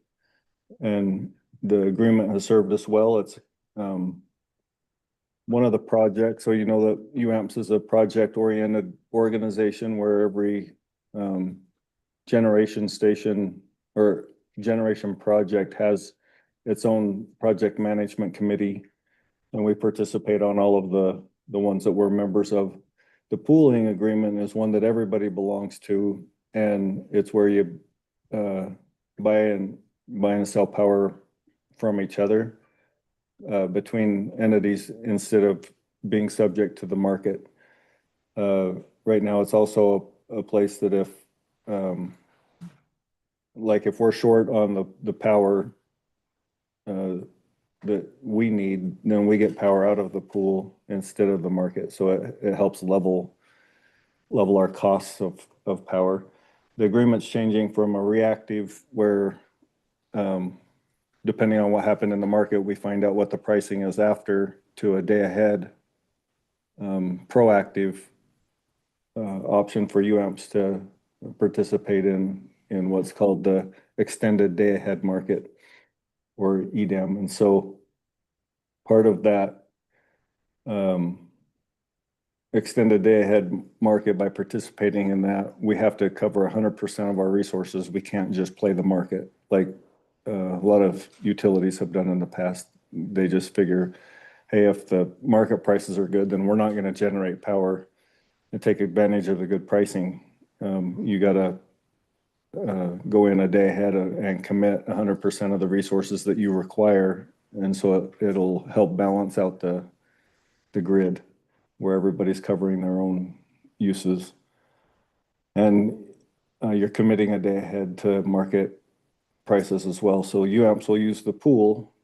They'll tell all of the different members, you need to generate X amount of power so that we can go into the day ahead market and cover everybody's resources as a group, instead of everybody individually having to cover their own power. So for Morgan, it's a really good option. We're subject to the market. We don't, can't remember the exact percentage. It changes all the time, but about 60% of our power is just subject to market prices. So that's why we have big Spikes. big swings in what power costs us.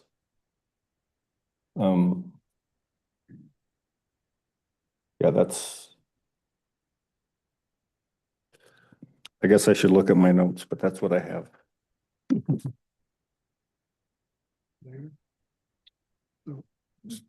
Ty, so we don't generate our own power, correct? Currently, no. We're not, that doesn't even apply to us, that piece of it, correct? Correct.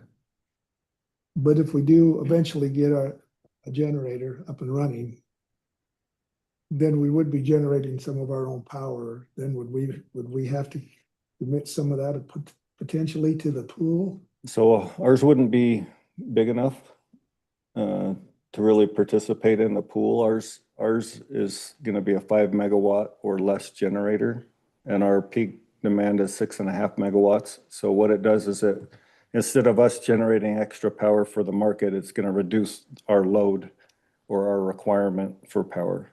So if we generate our own power, it's not because we're overproducing. It's the opposite. It means we need less power off of the market. And so the pool would need to use less power to cover our resources. We would have to take that into consideration the day before prior, right? As far as what our needs would be. Ours is kind of designed to run pretty consistently. A lot of them are, a lot of the member internal generators are used to, they're called peaker plants, where they're just trying to hit the hot part of the day, and ours would be running more consistently. So it'd just change our load forecast. Ours would be pretty level all the time, just based on the way we're trying to set it up. That probably didn't answer your question, but I think it did. So when you talk about the pool, you're talking about the participating UAMPS entities? Yep. And the markets out there on the, wherever it is, the grid or wherever, correct? Mm-hmm. So in the past, we've been purchasing power through the pools that we have, correct? Because we've been in that pool agreement. Yep, we've taken advantage of the pool, and that's saved us quite a bit, but we've also been subject to the market over the last couple of years. When market prices were crazy, we got hammered. Really high, yeah. And this is all a day ahead. That's what's crazy. Yep, so they lock it in a day ahead, and based on the forecasted need, we guarantee it, but the day of, if the grid doesn't need it, then they tell you you don't need to produce, we have adequate power. Well, what would our other option be? Not to participate? I mean, that doesn't make a whole lot of sense. Yeah. If we don't participate, we would be required to cover 100% of our own power needs every single day. And we would have to commit we're still subject to the day ahead market. I'd have to hire somebody to be a scheduler, yeah. And then we'd still have to figure out how we're gonna cover our need on a day ahead basis. So in the summer, we would be way short. Yeah, you would literally have to hire somebody to just continually look at that market when you. Yeah. And the other thing is we are part of projects, so we have solar and we have wind and we have other ones that where you can't guarantee that they're gonna run the next day.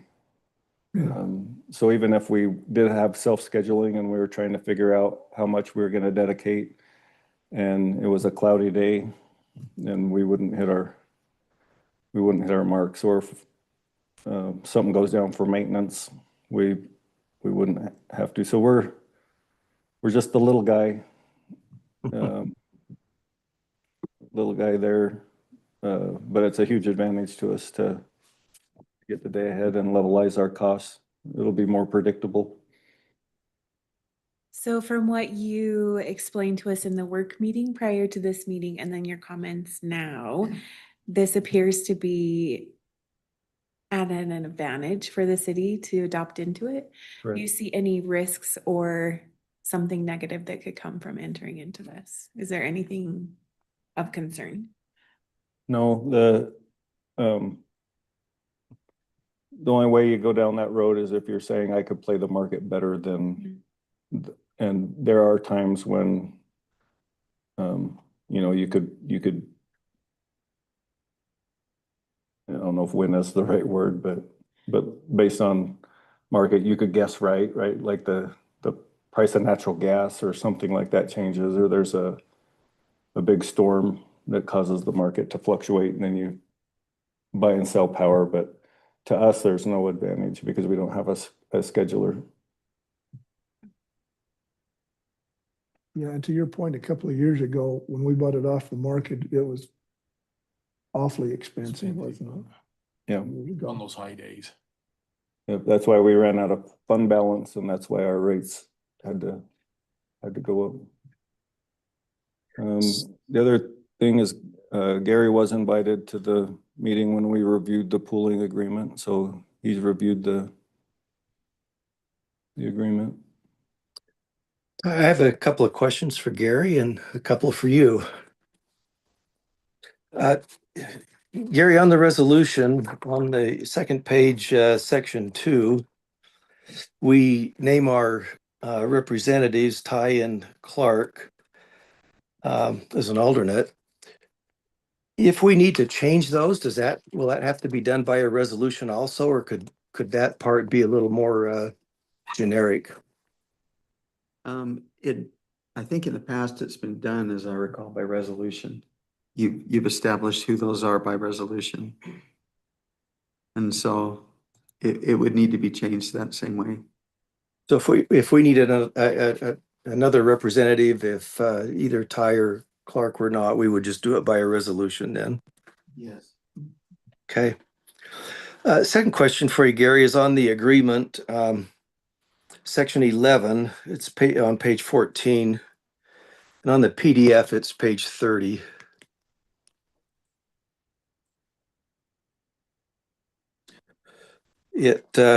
Letter B there, section 11, letter B.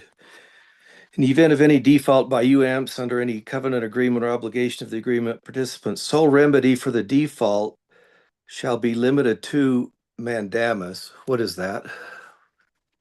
Mandamus? Yeah. That would be a mandate by the court. Okay. Just a statement. It is an equitable remedy imposed by a court. Okay, I've learned something. I didn't know that. Thank you, Gary. Ty, just two questions. Will this create additional work for the staff? And do you anticipate it needing any help if we do join in? No. So it just becomes part of my day at UAMPS. Okay. I don't have the reference, but I remember looking through I think the agreement, it talked about you providing information from time to time to the council or to the group. How do you plan on doing that? Just under administrative updates. Okay, So your first couple of updates are gonna be that other project that we're looking at. That's Right. the all requirements pool.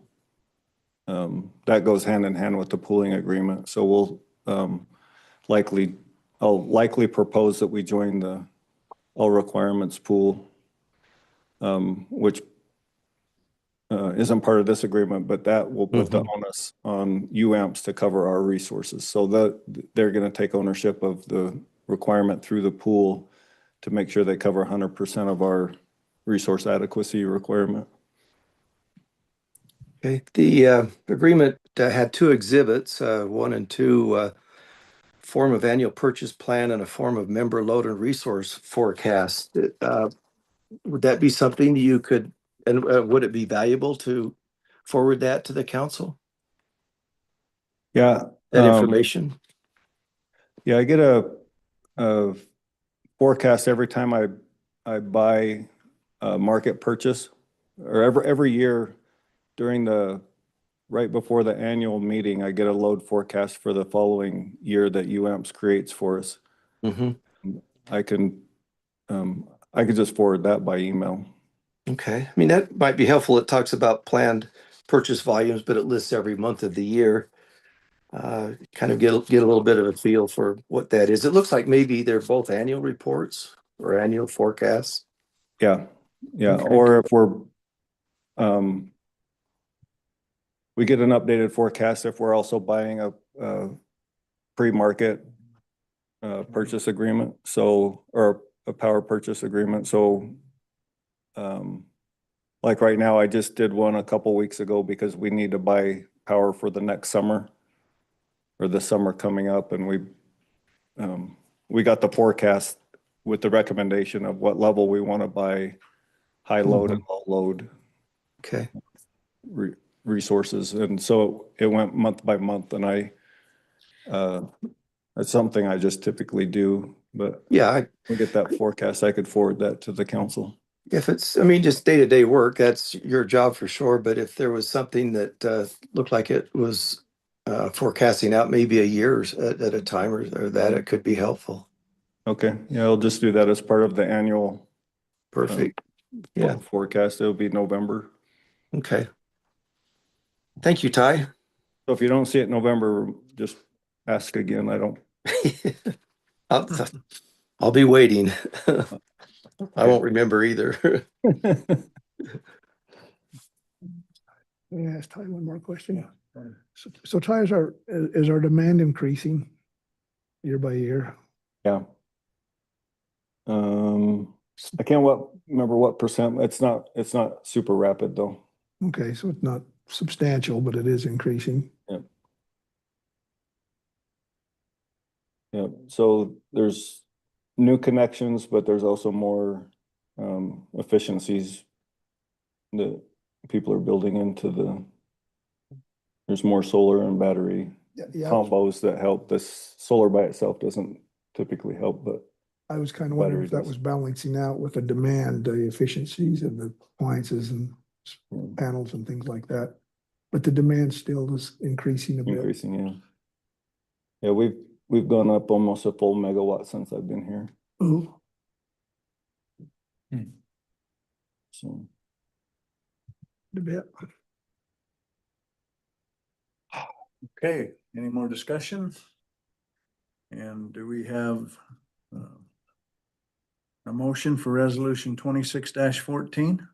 Steve, I'd move that we adopt resolution 2614, authorizing and approving the amended and restated power pooling agreement with the Utah Associated Municipal Power Systems for the pool project, authorizing execution and delivery thereof and related matters. I'll second it. Okay, we have a motion from Dave, a second from Tony on resolution 2614. All in favor? Aye. Any opposed? Okay, Janet, that's unanimous. Now let's go to item B. An ordinance adopting the Morgan City General Plan update, providing for repealer, providing for severability, and providing for immediate effective date, ordinance 2603. And I'll turn the time over to Jake. Thank you, Mayor. Let me ask you how you would like me to proceed. I could give a background on the general plan for members of the public that were not here at the Planning Commission. Is that where you'd like me to start? Yes, please. Okay, great. I will keep it semi-brief.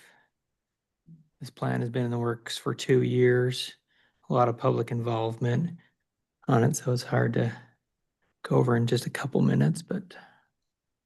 And online is John Jansen, a planning colleague who's been part of the process the whole time and also was at the last meeting. John, do you want to say hi? Test your mic. Hi. Yes, I am not there.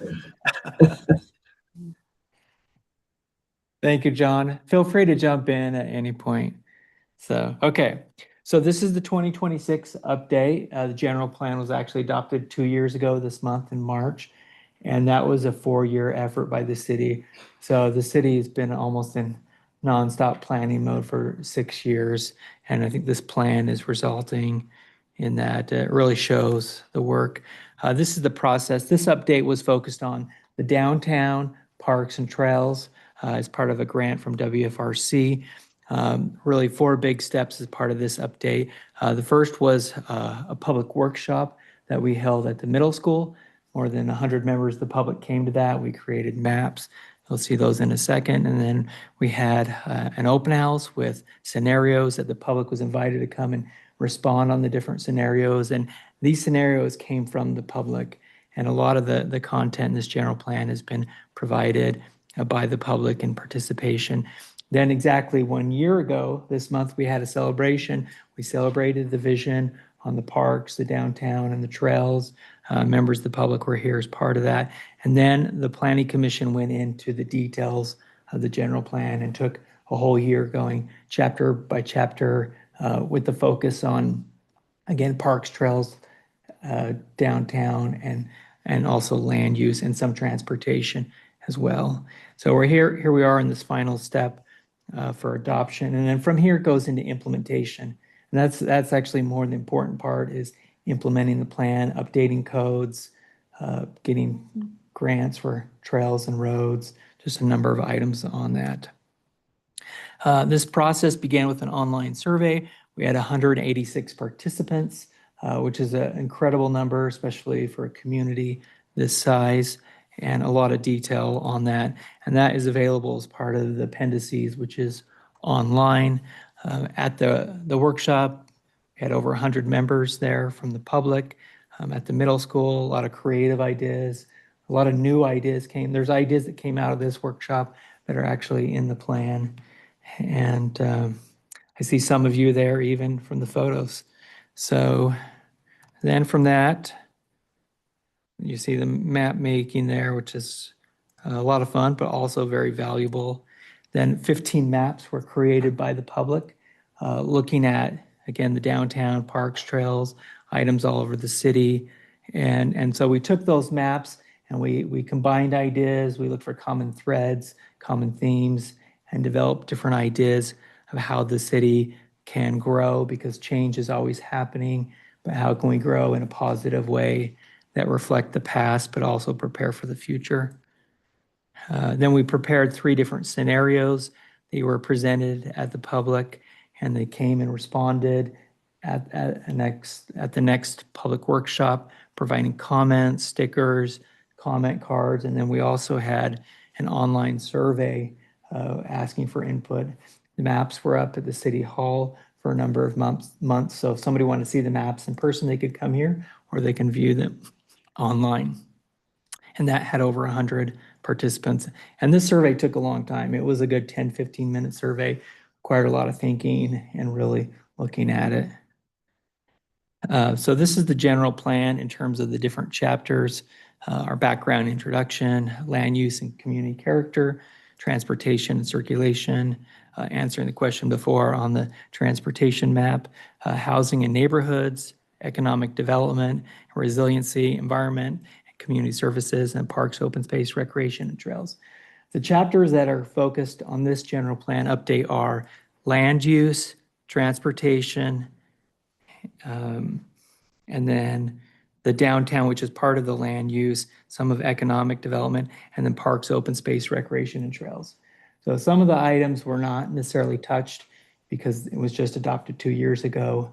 There wasn't really a need to look at those. These are the big updates, as I mentioned: downtown, future land use, transportation plan, parks plan, and active transportation and trails. And parks is part of that. And active transportation is plan or jargon for getting around town in another way besides your vehicle. So if you want to get on a skateboard, or maybe ride your horse, or bike, or walk, or a one wheel, or whatever comes out next. Looking at the downtown, there's a picture of the plaza almost ready. The vision for the downtown is some mixed use, meaning a variety of uses, commercial, retail, residential, restaurants, all in a walkable fashion that you could just park on Commercial Street or in the new alley and walk around and get the different services that you need. Maybe some entertainment in the future or something fun to do downtown. Here's the basic layout of the downtown, the walkable mixed use on Commercial Street and the alley, 125. Some housing as you go south. Some of this is under construction and nearing completion. Also, commercial continuing on State Street with adding some more uses. And then as we get close to the river, a little bit more river focused. We showed an example from Logan where it has restaurants that back up right against the river. You can sit on the patio and have dining and really capture the river.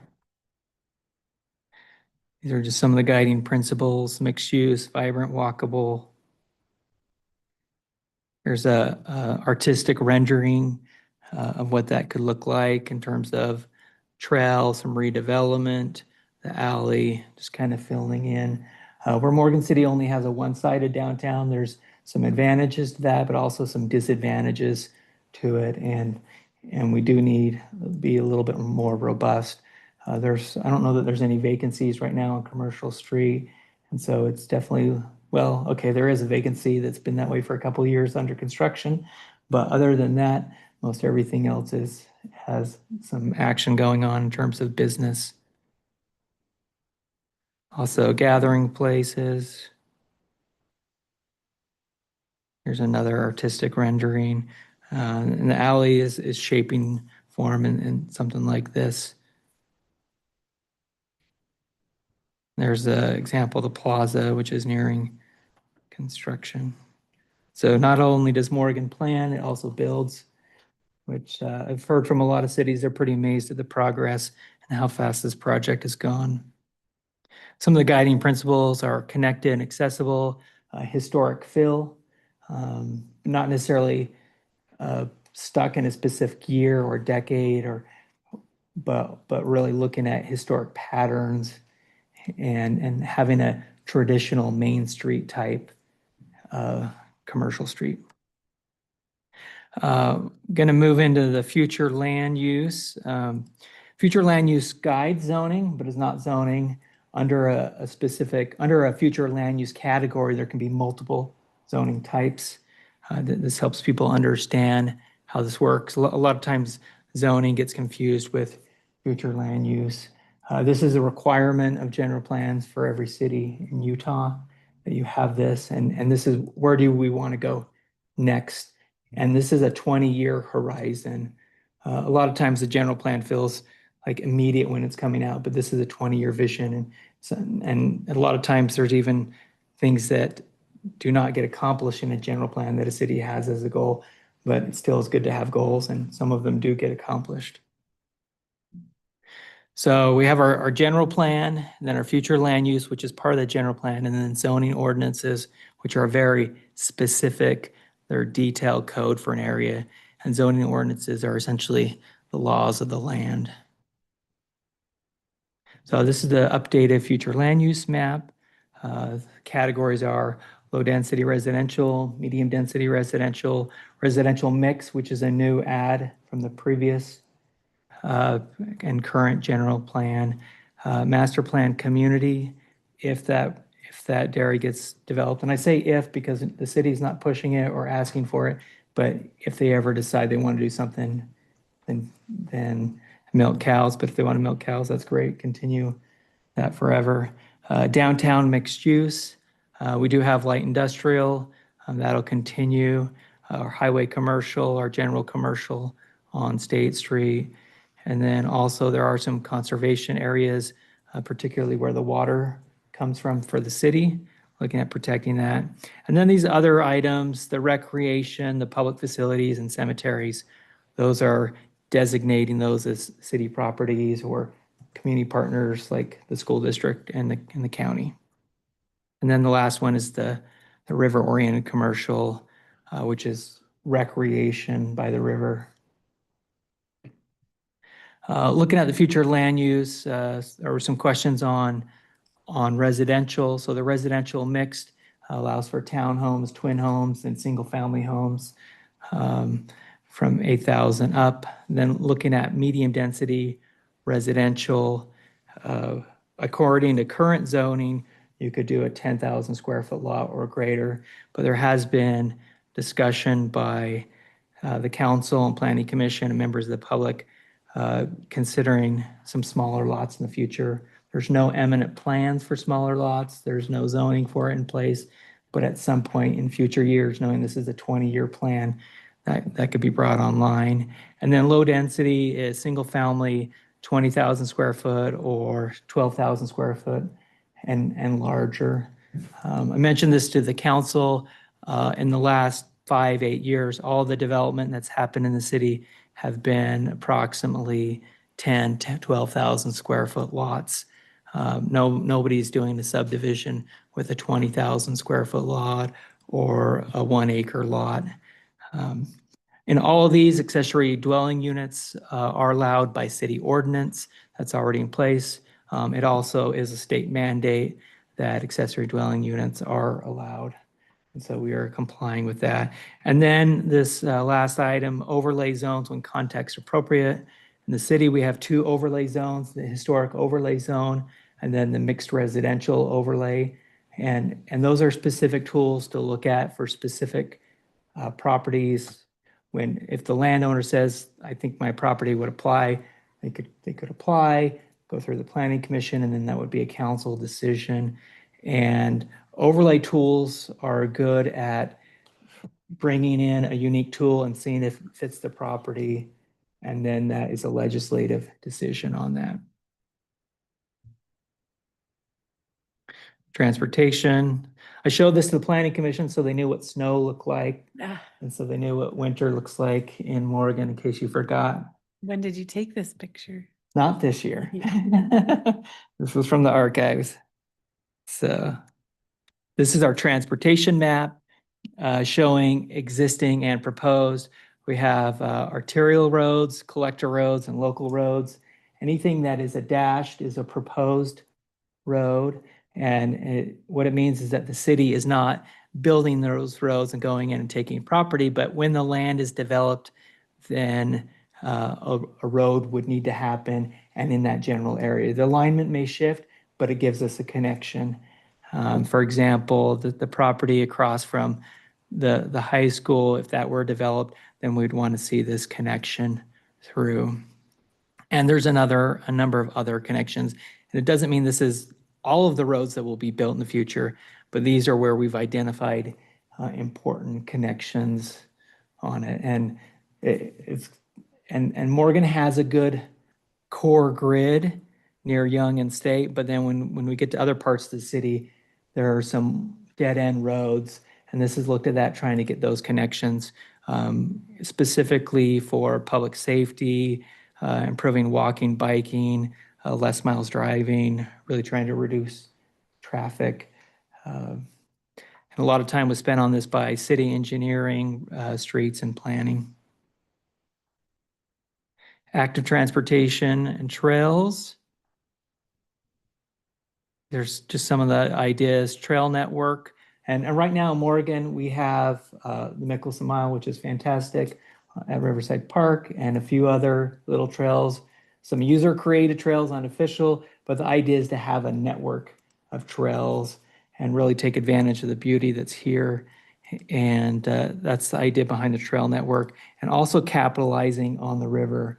We only have a short segment of trail on the Weber River, and it'd be nice that from city boundary to city boundary, you could walk the entire river. That's part of the plan. Also bike trails, pump tracks. These are things that the public wants to see. And as part of our public process, trails was a very high priority. This is the active transportation or trails plan. The yellow trails are natural soft trails, dirt, gravel. Green are on-street bike lanes. Blue is a separated pathway, kind of like the Mickelson Mile or just like the Legacy Trail in Davis, where you have that paved trail on the side. The blue trail going on 700 East is also lines up with the current Utah Trail Network plan. Even this week, engineering and planning had a meeting with the state. They're looking at that trail, and so there's discussion of funding and options.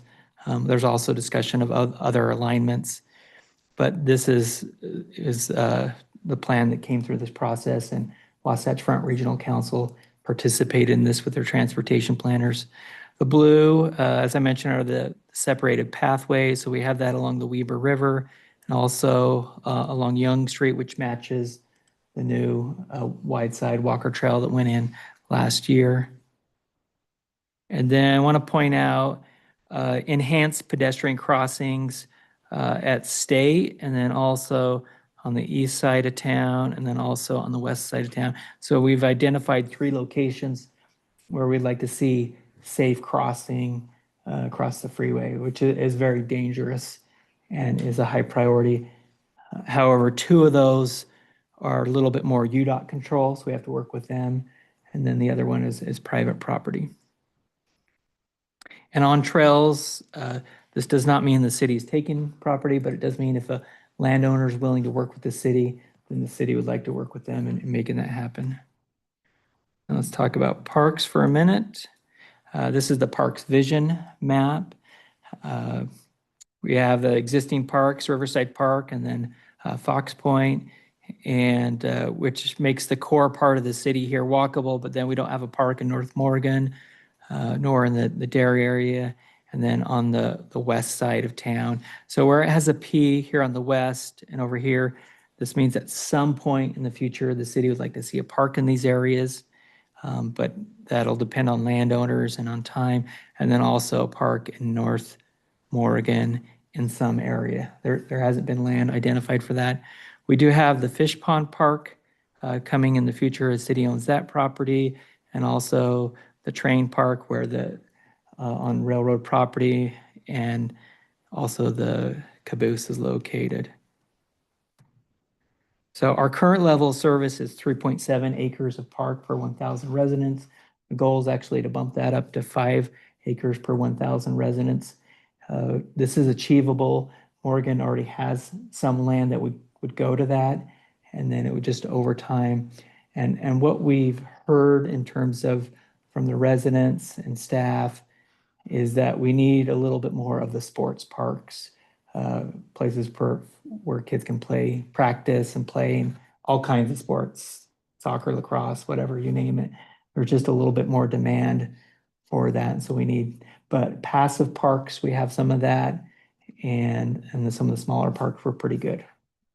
I'll run through a couple. These are some of the things people would like to see. Winter recreation, also connecting to the river, looking at river opportunities, and then dog park, and just kids play sports. This is a concept for the Fish Pond Park. The properties behind Tractor Supply bring the water in from the river, and then some trails, parking lot, fishing, maybe some amenities like a playground or restrooms. And this is an example from Idaho Falls, an nicely done park there by the Snake River. In North Morgan, we think we need at least 3 acres for a park, if you know anyone.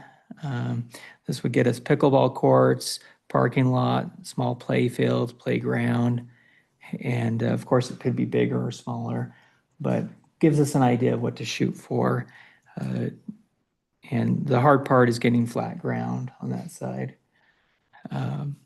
Looking at maybe some upgrades at some point in the future, Riverside Park, some pickleball courts, also enhancing some skate parks, just a number of amenities, fixing the parking lot to accommodate a little bit more.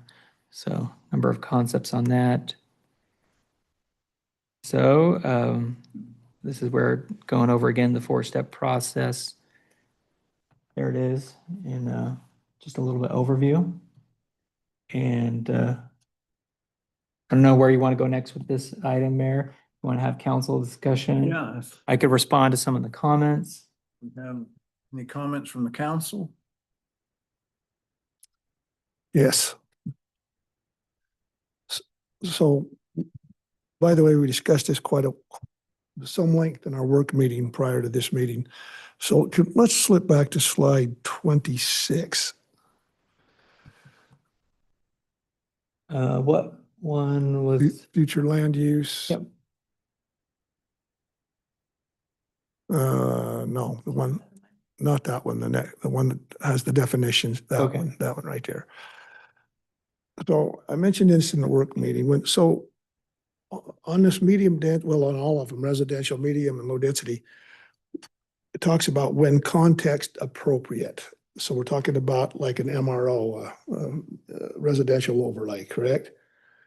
My first question is, if someone proposed that as an MRO in one of these general plan designations, does that require a public hearing Absolutely, yes. at the planning level? Is that correct? Yeah, public hearings are at the planning commission and then the council makes the final decision. Okay, but that would require a public hearing. Correct, because it's a rezone. Right. You're taking Right. that overlay zone from the cloud and applying it. I say the cloud, but taking that overlay zone from the planning toolbox and applying that to a specific property. And with that, context appropriate, I mean, there's a whole ordinance for the mixed residential historic overlay describing where it may be used, how it's used, what it is, purpose. And so that's where the planning commission and the council would look at that and say, is this appropriate? Public hearing to give members of the public an opportunity to voice their opinion. And so it's a thorough process and not an automatic. Okay, so, and then realizing that this is the general plan and at some point we're going to have to, designate some zones under this general plan, correct? Well, all of our current zoning is this is a one at a time. Yeah. There's no specific, this is not a redo or a change Right. the whole zoning. So help me, so when you look at this slide here, and you look at medium density and low density, okay? What's the difference I see, I guess maybe the only difference I see as far as the general plan is concerned is that it says that medium density could have a small single family, an 8,000 to 12,000 square foot lot, correct? But we don't have an 8,000 square foot lot. Correct. Ours is 10,000 square foot. And that's because the general plan is looking 20 years down the road. And at one point, the city did have 8,000 square feet lots. Yes, we did. And there may be a plan to bring that back, but there's no specific timing on that. Just there's been discussion on it. So, But is that about the only difference between the medium density and the low density? Is that the low density would not require the smallest size lot as far as the general plan is concerned would be a 12,000 square foot lot? Yeah, yes, 12 and bigger. Yeah, but the minimum would be a 12,000 Yeah. square foot lot. But the minimum would be essentially a 10,000 square foot Yeah, lot. under current zoning. So even though this plan says it can go down to 8,000, our current zoning ordinance is 10,000. So Correct. these do not match. Yeah, and that's okay. Yeah, It's, that's fine. it's common for a general plan to say, here are some things in the future, things to think about over the next 20 years. And if we didn't have it there, then you'd almost need to update the general plan. Okay. Before you do that. So it's just saying, allowing that. And part of the discussion has been less attached housing and more single family and maybe smaller lots. But not necessarily everywhere as well.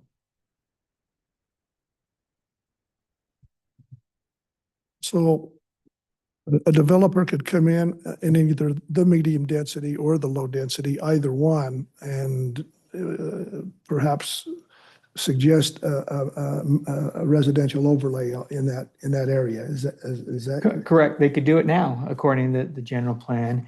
And it is, according to that ordinance, it's any of the R zones. But it's only been proposed once officially, and one time it was discussed and the neighborhood spoke out, they were against it, and the developer backed off and walked away. So it was never officially proposed. So there's really only been just the 2 times. And there is some very specific requirements with it. Minimum 4 acres, a number of items with it. There's only just a few spots in the city would actually work.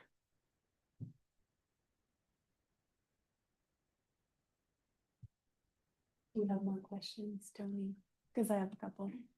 Well, go ahead and I'll face it.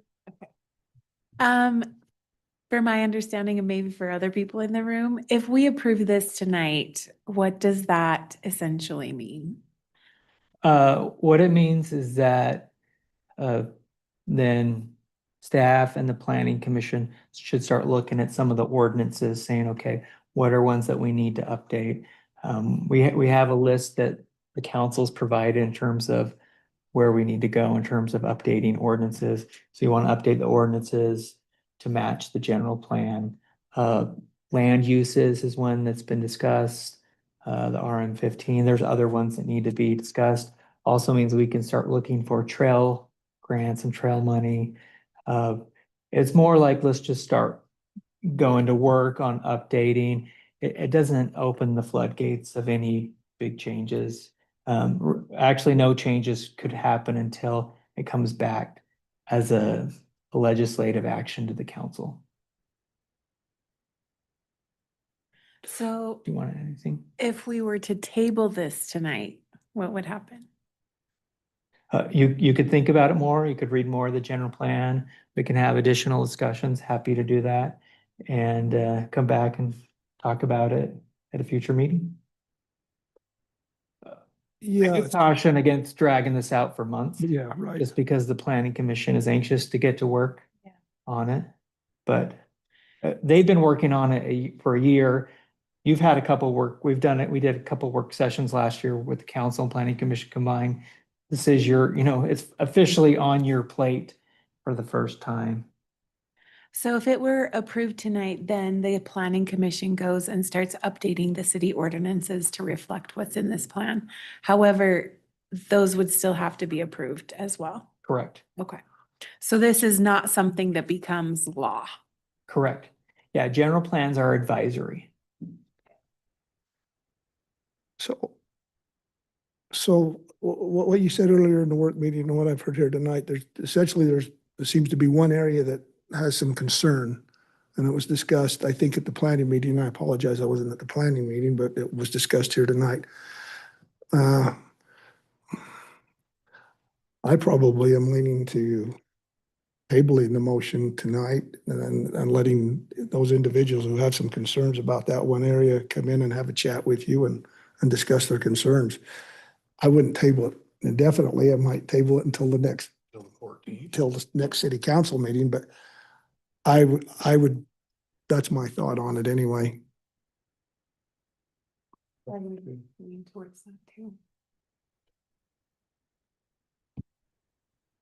And I just want to say, I mentioned it in planning commission and asked Gary that a table is not a sign of weakness. And we have some outlying questions that I think's beneficial, so. Steve, I'd add to that too. Brett and Jill are neighbors of mine and I respect their comments tonight. I wouldn't be adverse to giving, and particularly in light of the long-term nature of a general plan, that we spend a couple of more weeks and maybe move this forward to the 14th of April. Was that a motion? I'd move that we table ordinance 2603, adopting the Morgan City General Plan update to April 14th, 2026. Do I have a second? You do. I second it. Can we have some discussion? Yes, discussion before we vote. Okay, so, I guess, Jake, I'm sure you'd be more than happy to sit down with these Absolutely. individuals and Yeah. hear their concerns and, okay. And I would suggest anyone that has concerns on this, spend some time with Jake and. If you will, reach out to Teresa and we'll set something up. So Teresa's the point of contact to get in touch with you? Yeah. Okay. I maybe would just mention also that Brett and Jill have kind of headed up the neighborhood's concerns, and that might be a way to focus any other questions through them, just to make it a little more efficient for Jake. Yes. I just want to say that really that's what city government is, in my opinion. And so we have a motion, we have a second. Well, and I just want to make one other. Okay, More discussion. At the planning commission, you'll typically see Dave when he can walk. And Tony, that's part of their portfolio. The other three of us aren't invited to the planning commission because we can't have three of us in the same meeting, or it's considered a city council meeting. So they typically update the rest of us on what's coming from the planning commission meeting. So we may not be as involved on the planning commission side, but we're taking our advices from these guys as well as from the planning commission. So that sits in their portfolio, not the other three of us. And Jeff, I'll add to that, Dave and Tony and the mayor that typically attend are there to observe. We're not there counseling or trying to sway the commission. I've had several comments that the mayors generally don't attend that, but I don't think I've missed maybe two. Yeah, I'm just in the corner observing because and the others on the council get a lot of questions from residents. So it's just good to have my ears filled. They're big ears, and I wish they had more storage to remember, but okay. Any more discussion? Okay, all in favor? Aye. Aye. Opposed? Okay, Janet, that is unanimous to table. Ordinance 2603. Again, thanks everybody for their input. Does the council have any more reports or business or discussion on anything? I don't. Did we get going on that project over in North Morgan? Lance talked to us 2 weeks ago, said we were ready to jump. Yeah. Is that moving? Yeah, it should be done Friday. So it's not only Whole moving, it's project. about complete. Yeah, it should be done. Excellent. The Okay. whole project should be done Friday. The stormwater, yeah. The stormwater outfalling, yeah. Where are we on the new signs rolling out? Are they gonna do that? The new street signs? Yeah.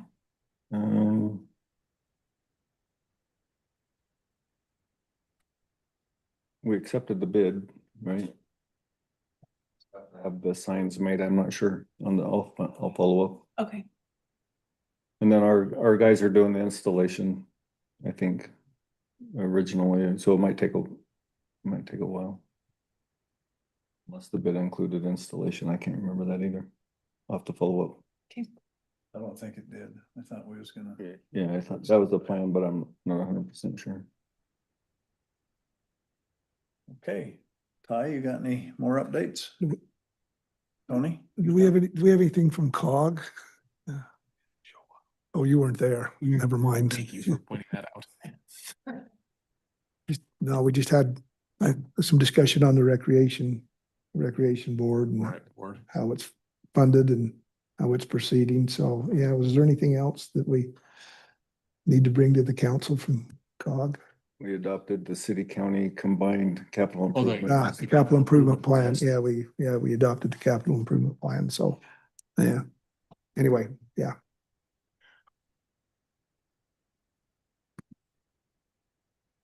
Okay, Ty. My update was the Alpha line. Okay. Well, this meeting then is adjourned. That was easy. So.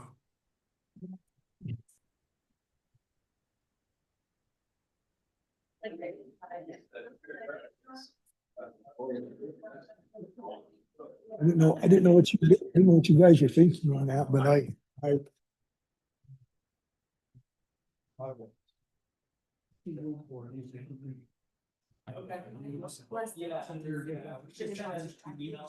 Left them. Some questions. Is that okay?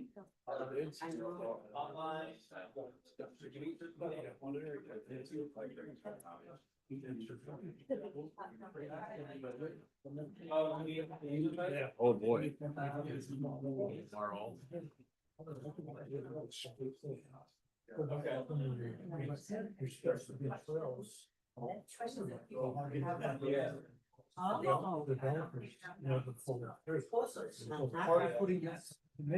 Only years ago. or however it was then, but we're also asking to go there. It's not that. It's like a comment. Doesn't turn over. And people, I think most people try to do it like, but the concern with me with that is that if I'm developing. And I look and I see that. That's what it's going to be, possibility, or it has to be more roads. Then. Is that the overlay? Yeah. Those scare me. I hate that part. I shouldn't- Oh, yeah. I shouldn't say this, but. Yes. Some parts of the river, it's gonna be some building, and you can steer it to the big. And that's why once.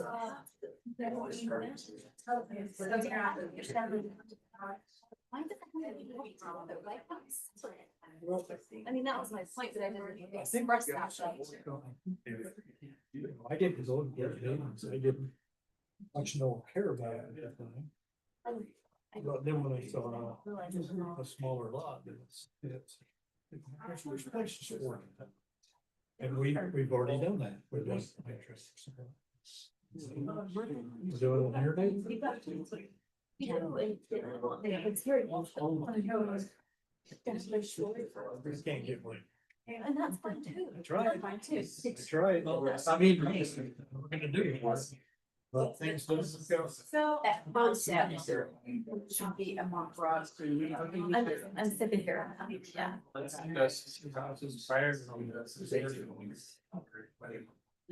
Yeah.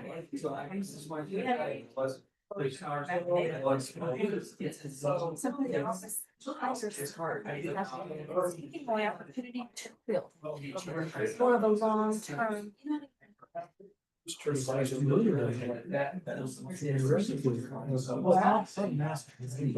Was that close to me concern?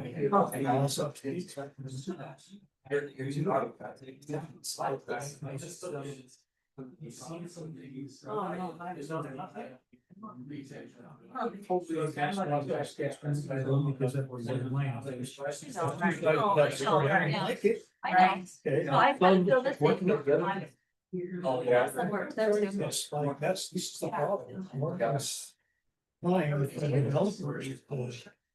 Well. We're crazy. Have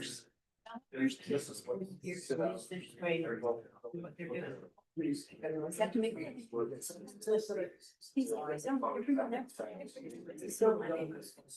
You know. Not making us live, it's making. Well, I agree. And that's what it's turned into. The builders. Years ago, you know, then they. Some of the guys, they could. It's like that thing. It's like you got $50 a year. And the morning is good, the day before is. That's what he was good at. He sat down on his computer. How many could I get in? And they're living through the hell of it right now. What turns the missions now? Doors. That was my house. And you know, I think because it's. And then the fact that we did nothing. And that's the thing, it's still on the history. It's unbelievable on this side. Looking back. Of course, there's. Well,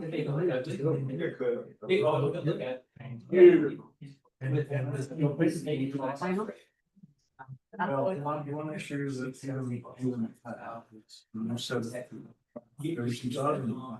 there is much more. We have a fire. It's. No. The streets are. So he brought the picture from David. Not David.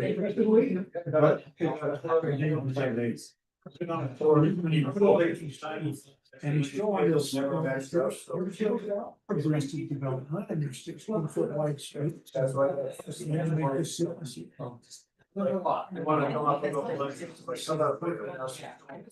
Yes.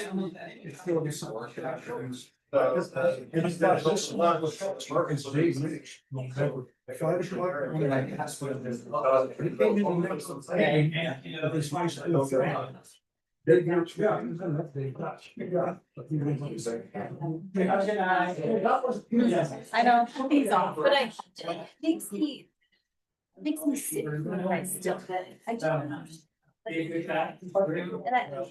What I love about the meeting is there was a lady that made a comment. Anyway. I left that up to her this time. I left it up to her this time.